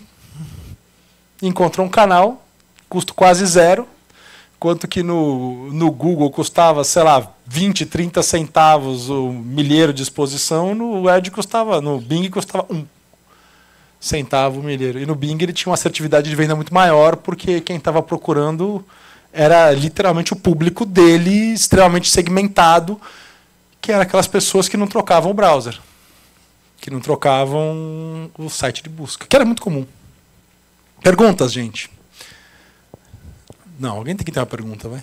Olha, eu vou começar aqui então, que vocês puxam minhas perguntas. Ufa, ainda bem que alguém perguntou. Na verdade, assim, é uma percepção, a gente tem conversado muito com as startups recentemente sobre isso, né? Queria a sua visão até de outros segmentos, assim, trazer para a nossa realidade de saúde, fazer um depara, né, de outros segmentos. A gente tem visto uma especialização cada vez maior nas soluções, assim, talvez até pela fragmentação e complexidade do sistema de saúde. Muitas startups vêm com soluções, eu desenvolvi modelos, algoritmo, né, IA focada em um sítio tumoral, por exemplo, mama, pulmão, né, porque é muito complexo, caro, você desenvolver para tudo ao mesmo tempo e você foca nos mais prevalentes ali. E aí a gente acaba tendo soluções, muitas soluções que são semelhantes, mas são fragmentadas, né? E aí tem se falado muito, né, agora congressos internacionais, né, pelo menos nos últimos 2 anos aí que a gente tem visto frequentado, muita gente falando de plataforma, modelos em plataforma, né?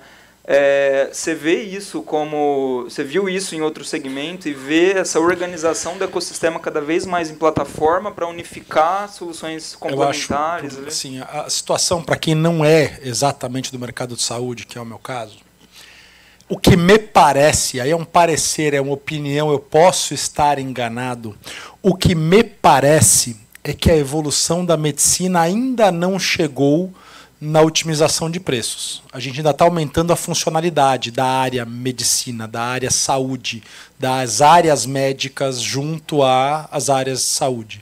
Então a gente brinca e fala, mas o preço da saúde está aumentando. É que as pessoas estão conseguindo resolver mais coisas. Então assim, ainda está aumentando o escopo da entrega desta área do conhecimento. Não é uma área que já estabilizou e agora nós temos pouca inovação e muita otimização. Eu ainda tenho muita inovação na área de saúde. Ainda não estamos nem perto de resolver os grandes problemas de hoje. E quando a gente resolve um grande problema, provavelmente aparece 2 por causa desse um que você resolveu. Então é uma área que ainda está em desenvolvimento muito ativo, ela é muito viva, né? E ao mesmo tempo ela é muito regulada. Então, apesar de ser uma área que precisa de um desenvolvimento ativo e é muito viva, ela está, de alguma forma, amarrada por regulações que podem acontecer nos lugares mais improváveis. Então, eu brinco uma vez, toda vez que eu preciso comprar um remédio, eu brinco que eu vou no lugar do não tem. Não sei se vocês têm a mesma percepção que eu.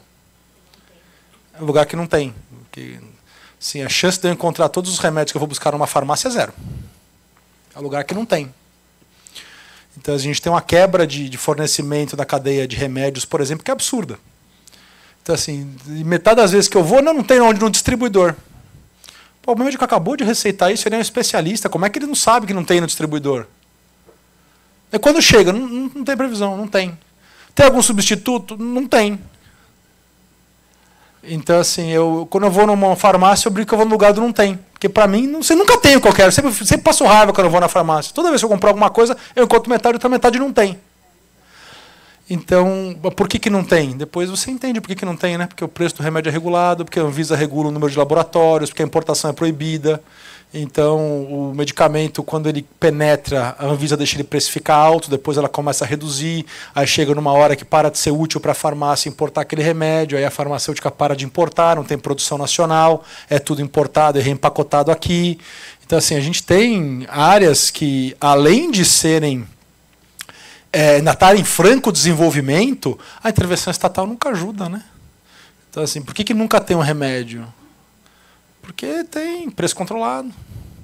E aí tem redução do preço ano a ano, porque na cabeça do burocrata iluminado que fez a tabela, quanto mais tempo passa, menos você pode precificar, porque mais você já amortizou o preço do desenvolvimento.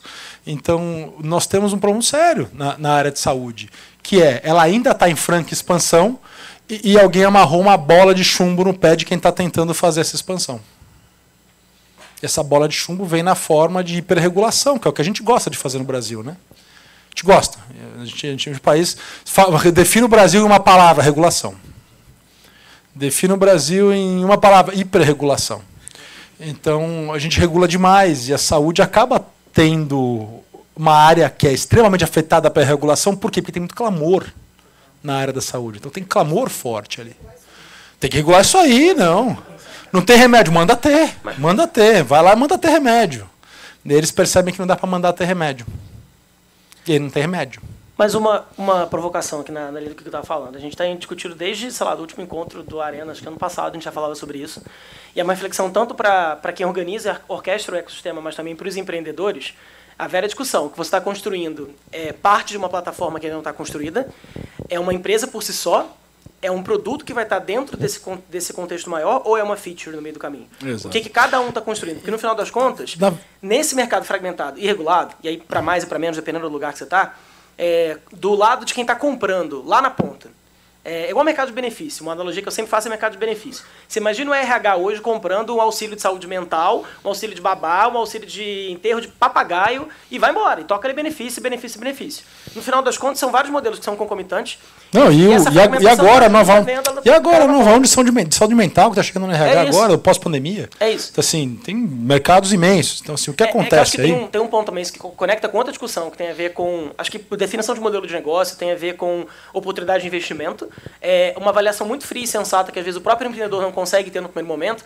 Se aquilo que ele tem na mão é algo muito circunscrito, de uma aplicação muito potencial, que vai virar feature de alguém, ou se de fato é semente para uma empresa muito maior. Mas, na verdade, um dos grandes problemas aqui, e isso acontece, como é que eu vou usar isso? Se é solo, se é plataforma...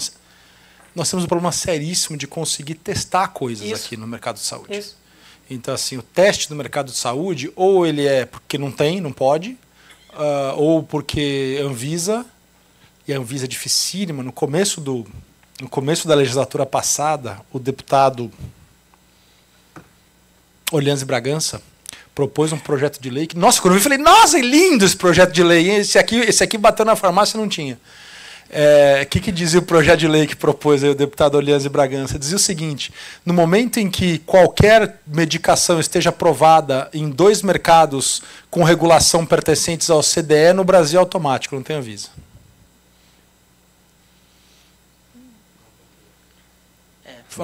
Faz sentido para vocês? Se a Alemanha e os Estados Unidos aprovaram no Brasil, então está automático, não precisa passar pela Anvisa? Não sei. Acho que tem uma questão. Você entendeu? Tem uma questão. Exato. Eu acho que também quando você fala em regulação, cara, você fala em regulação. É over-regulado em múltiplos pedaços diferentes. É que eu acho que tem uma... Alguns são totalmente desregulados. Sim. E alguns são hiperregulados. Entendeu? Você entendeu? De saúde, em particular, você tem regulações que são para pedaços da cadeia que são mais sensíveis. Sim. E aí você tem que tomar um pouco mais de cuidado. Aspecto clínico, terapêutico, etc. Tem um ciclo de desenvolvimento diferente. Agora, a solução que é de otimização de fluxo, de gestão, saúde populacional... Não tinha qualquer motivo para ter qualquer regulação. É você calibrar essa regulação. Só que esse ponto que você falou sobre a indústria não ter, de alguma forma, de saúde, ela ter sedimentado, num certo sentido, eu não vejo outros setores, brincadeira, mas acho que saúde eu não consigo ver uma redução do pace de desenvolvimento. Porque você está o tempo inteiro cavando buraco e saindo uma outra coisa. Você tem uma nova condição setor clínica, de saúde? etc. Setor de saúde. Você sempre vai ter esse pace. Você nunca vai conseguir acomodar. Mas isso você não consegue ver mesmo. Você nunca vai conseguir ver quando você está dentro de uma estrutura onde você é obrigado a fazer sempre da mesma forma. Que está dessa forma. Então eu vou te contar, por exemplo, como funciona nos Estados Unidos. Eu já me ofereceram lá, estava num evento de investimento anjo na Califórnia, o cara virou e falou, biotech, fazendo remédio. E aí, quais são as opções de receita dessa biotech?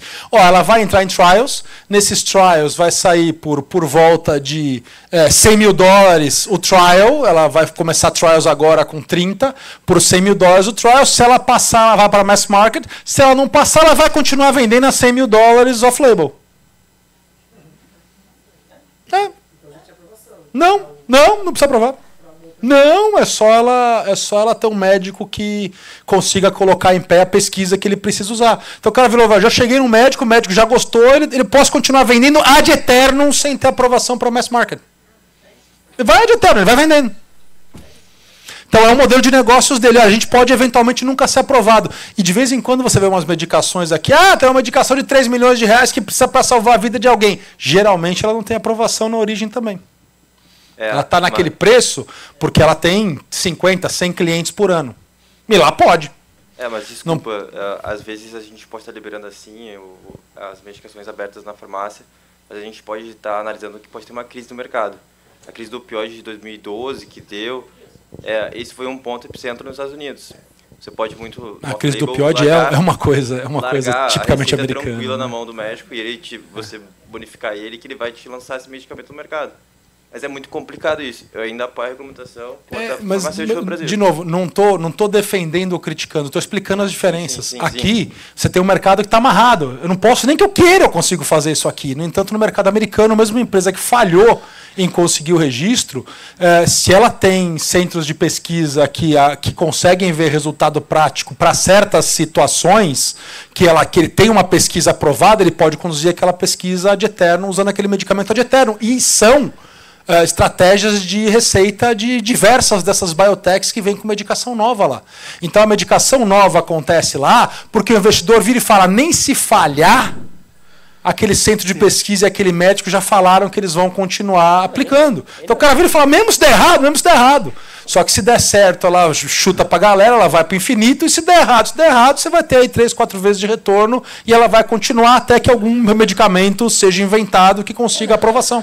E aqui, por exemplo, isso não existe. Mas eu acho que o ponto da saúde ela vai um pouquinho mais abaixo aqui no Brasil. Pronto, é o descasamento de quem causa o efeito e quem paga pelo efeito. Exatamente.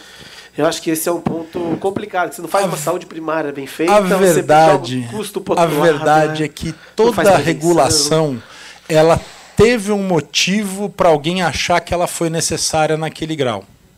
O problema é que depois que ela foi feita, ela... Mas é menos sobre regulação, é sobre uma briga também, constante mas entre quem paga e quem dá, consome no meio do caminho. Mas não dá para desacoplar isso no mercado da saúde. Não dá para desacoplar isso no mercado da saúde. O preço ele é dado muito pela referência do que o Estado diz que ele é, mesmo que você não esteja usando o sistema estatal para fazer. Não, mas mesmo acho que quando você vai para uma lógica de... Deixa eu encerrar essa discussão com uma colocação muito legal para vocês. Assim, eu vou te dar um exemplo que eu senti na pele no mercado da saúde. Minha avó faleceu aí na Covid, com seus 90 anos de idade. Ela já morava sozinha, com uma cuidadora, e meu tio e minha mãe, que são filhos dela, que estavam próximos, estavam viajando um belo dia, os dois juntos na Europa, porque eles adoravam fazer isso. E me liga a cuidadora, eu morava a uns, 60 quilômetros de distância da minha avó, me liga a cuidadora dela e fala, olha, a sua avó está aqui tremendo, ela não está bem, e não tem ninguém atendendo o telefone, e você é o quarto da lista, é para você que eu estou ligando. Eu falei, fudeu, eu estou a 60 quilômetros de distância da minha avó, que eu vou fazer com a minha avó. Tá bom, o que ela tem? Ela tem isso, tá, já estou subindo no carro, vou falando com você no telefone, estou indo para aí, mas eu vou demorar 1h30 para chegar. Trânsito de São Paulo e tal, vamos chamando o SAMU, vai ligando, liga aí para o SAMU, liga para o SAMU e tal, eu vou procurando outras empresas de remoção, se o SAMU demorar, liga para o SAMU e tá bom, desligou e tal, me liga 5 minutos depois, já liguei pro SAMU, e aí? E aí que o SAMU fez lá a anamnese dela e decidiu que não é digna de remoção. Não vai mandar ninguém, não vai remover. Mas o que ela tem? Ela está tremendo aqui na cadeira, parece que de frio, mas ela está muito bem agasalhada, não é um dia frio. Ela está tremendo, não está conseguindo falar, minha avó era muito lúcida, não está falando direito. Mas o SAMU falou o quê? Não, perguntou pelo telefone, ela não era uma enfermeira, ela era uma acompanhante e tal. Não, o SAMU falou que não vai. Tá, eu estou correndo aí, vamos procurar telefones de empresas de remoção que atendam, né? Ela morava em Guarulhos. Vamos procurar telefones de empresas de remoção que atendam em Guarulhos e vai chegar certamente antes de mim, porque eu estou 1h20 de distância daí. E eu lá, procurando que nem um louco, alguém dirigindo para mim, eu procurando que nem um maluco, sabe o que eu descobri? Nenhuma empresa de remoção atende a cidade de Guarulhos. Sabe por quê?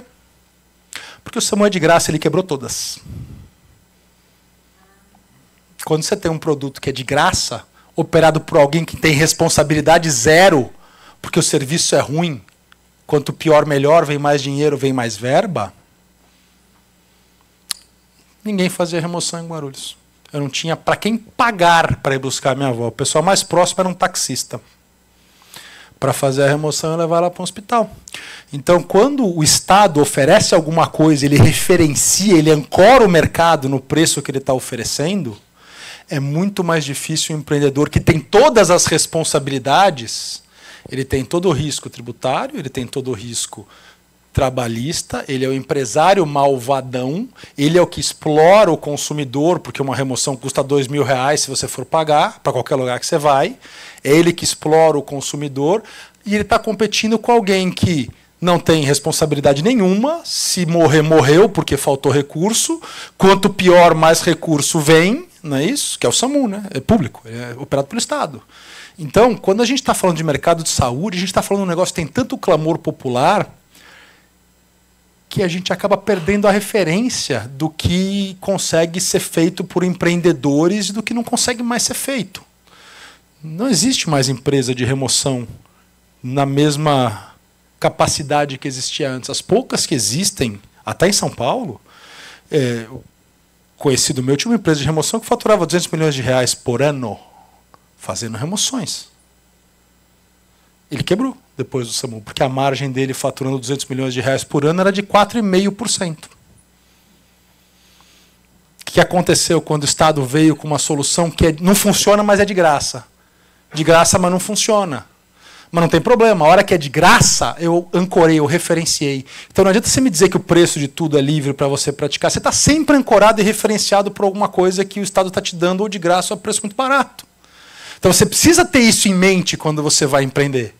Você precisa entender, é muito melhor, mas para um pouquinho. Você consegue cobrar o valor muito melhor, sendo que ou ele está travado por preço no mercado reculado, ou ele está ancorado na cabeça do cliente por um preço que é cobrado de alguma outra forma. Então é muito pouco espaço que você tem para fazer uma inovação para o cliente final.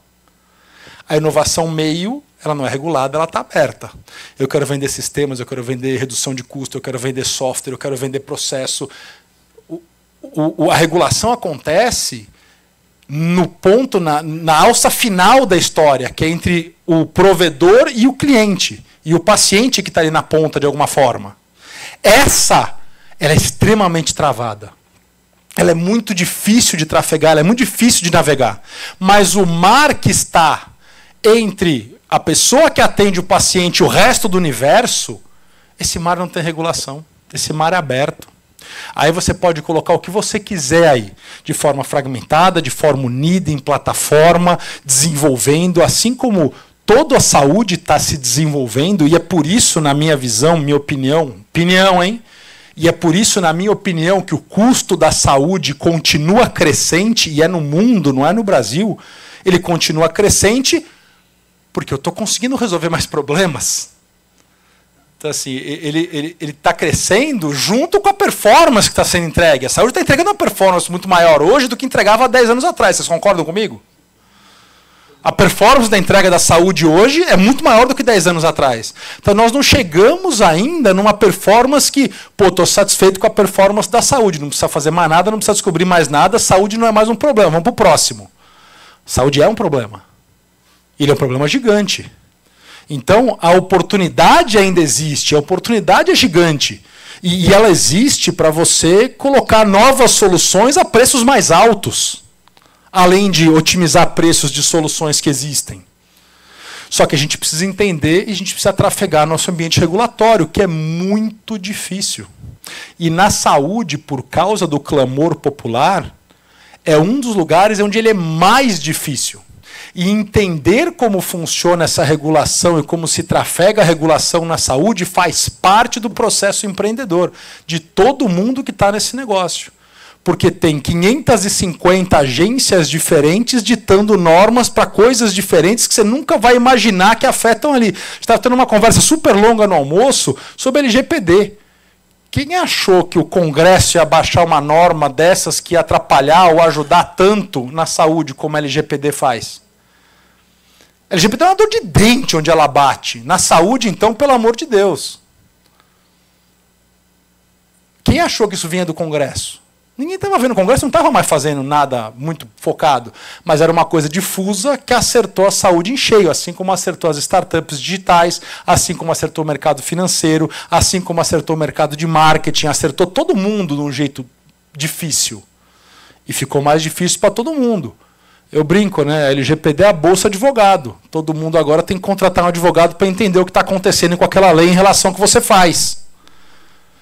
Que um segundo antes dela ser promulgada, você não tinha esse problema. Tinha. Quem é que acha que a LGPD melhorou o seu mercado? Ou o seu negócio? Quem é que acha que a LGPD piorou o seu mercado? Ou melhorou o seu negócio? Sensacional. O que você faz? Sensacional. Melhorou o negócio. Desculpa. Bolsa advogado e governante de dados. Quem é que acha que a LGPD piorou o seu mercado? O mercado dele foi criado pela LGPD. A LGPD criou o seu mercado. Pô, olha, não foi 4 horas, mas o conteúdo foi de 4 horas. Né? Espero que sim. Pessoal, dava para ficar mais horas aqui, né? Com certeza. É sempre uma aula real, assim. Fechando tua pergunta, eu acho que assim, as soluções elas precisam entregar valor. Se elas vão entregar valor via plataforma ou via contato, é só o meio que você vai conseguir fazer essa entrega. Então, identifiquei, está faltando uma plataforma onde eu consiga agrupar soluções de auxílio ao diagnóstico, soluções de inteligência artificial para laudar coisas, por exemplo. Então, assim, a oportunidade da plataforma existe. Pode ser que plataforma seja um negócio que não tem regulação nenhuma. Quando você vende para médico e para hospital, a regulação é zero. Entendeu? Fazer plataforma para entregar para a regulação está sempre do paciente até o primeiro lugar onde ele bate. Depois disso, meu amigo, você está trabalhando com adultos, né? Então, os adultos ali, eles têm poucas regras que eles precisam seguir. Eles têm algumas, mas não chega aos pés das regras que você precisa quando você está trabalhando com a população. Então, assim, plataformas, eu acho que são umas soluções muito boas para você entregar coisas de uma vez só ou colocar. Então, assim, talvez uma App Store de modelos de inteligência artificial já seja a hora de acontecer. Talvez uma App Store de modelos de inteligência artificial para análise diagnóstica, de alguma forma. Não quando exato, não quando você está falando com o médico. Então, assim, você está vendendo isso para o médico.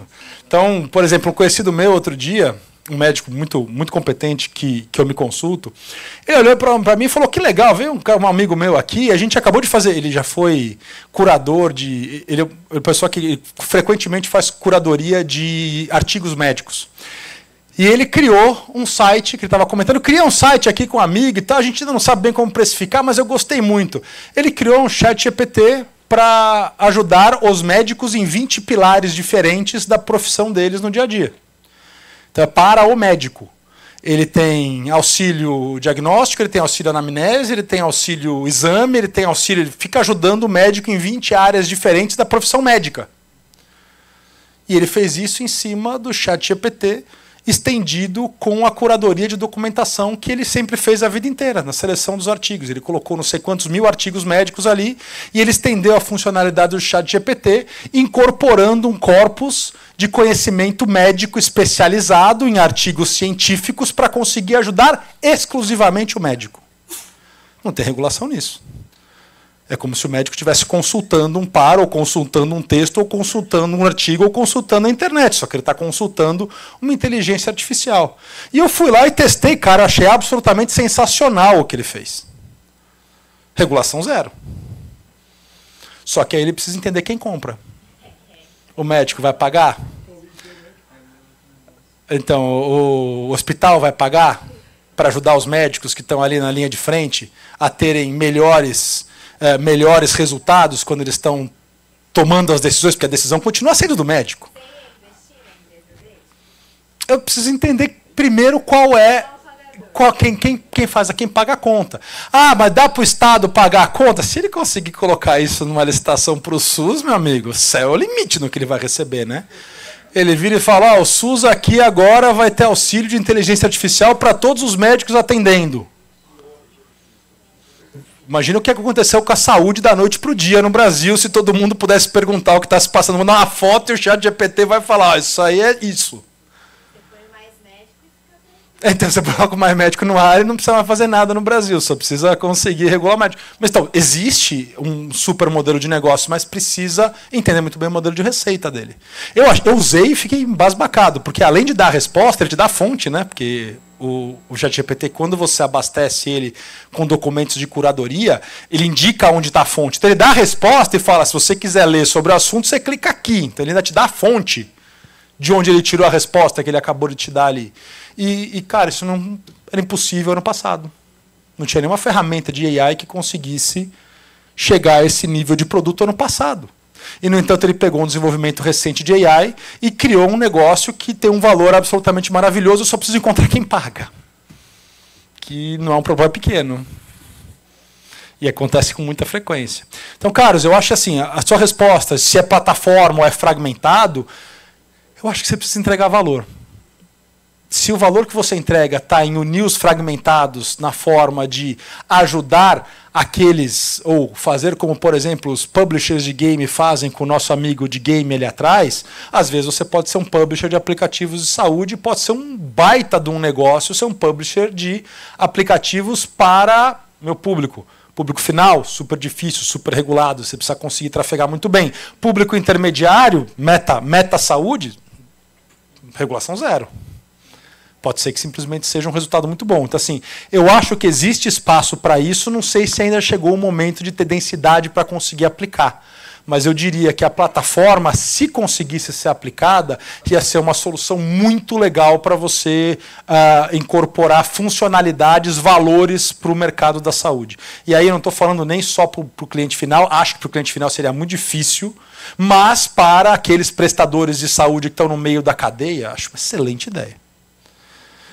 Perfeito? Perfeito. Poli, obrigado mais uma vez. Aí, segunda vez que você está aqui com a gente no Bootcamp, é sempre uma aula, assim. Eu acho que, né, só mesmo gratidão aí por ter sido... É um grande prazer, gente. Não se engane, é empreendendo que a gente muda o Brasil. O brasileiro é um povo muito empreendedor e a única coisa que vai ajudar a nos tirar do atoleiro onde a gente se mete a cada vez que tem uma eleição é empreendendo. Não tem muito o que fazer além disso. É inovando e é empreendendo. Então vocês que estão aqui, que estão empreendendo e que estão inovando, são vocês que vão encontrar a saída para o Brasil. É com intelecto, é com propriedade intelectual que a gente vai conseguir crescer, é com intelecto, é com inovação, é com propriedade intelectual que nós vamos conseguir sair dessa situação de eterno subdesenvolvimento que nós vivemos e que, se não fosse pelo empreendedorismo, certamente sempre viveríamos. Então, o que vocês fazem aqui, não se engane, é a coisa mais importante que o Brasil precisa. É empreender, é inovar, é conseguir mostrar para o Brasil que não é com velhas soluções para velhos mercados que a gente vai conseguir chegar a algum lugar. É com inovação, é com novos mercados, é com novas soluções, é com empreendedor, é com inovador que a gente realmente vai conseguir encontrar o nosso lugar no globo que nos falta, né? A gente não sabe o nosso lugar ainda. Nosso lugar não vai ser por muito tempo, vender minério e produto agrícola. Isso não dura muito. Não dura muito, acabou. Isso não dura muito. Comida sintética está aí. Daqui a 50 anos não vai ser uma opção. Então a gente vai ter que fazer alguma coisa bem diferente. Obrigado, gente. Um grande abraço para vocês.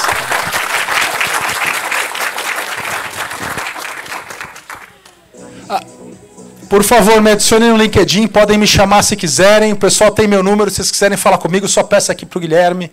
E vai ser um prazer conversar com todo mundo que queira conversar. Obrigado, pessoal.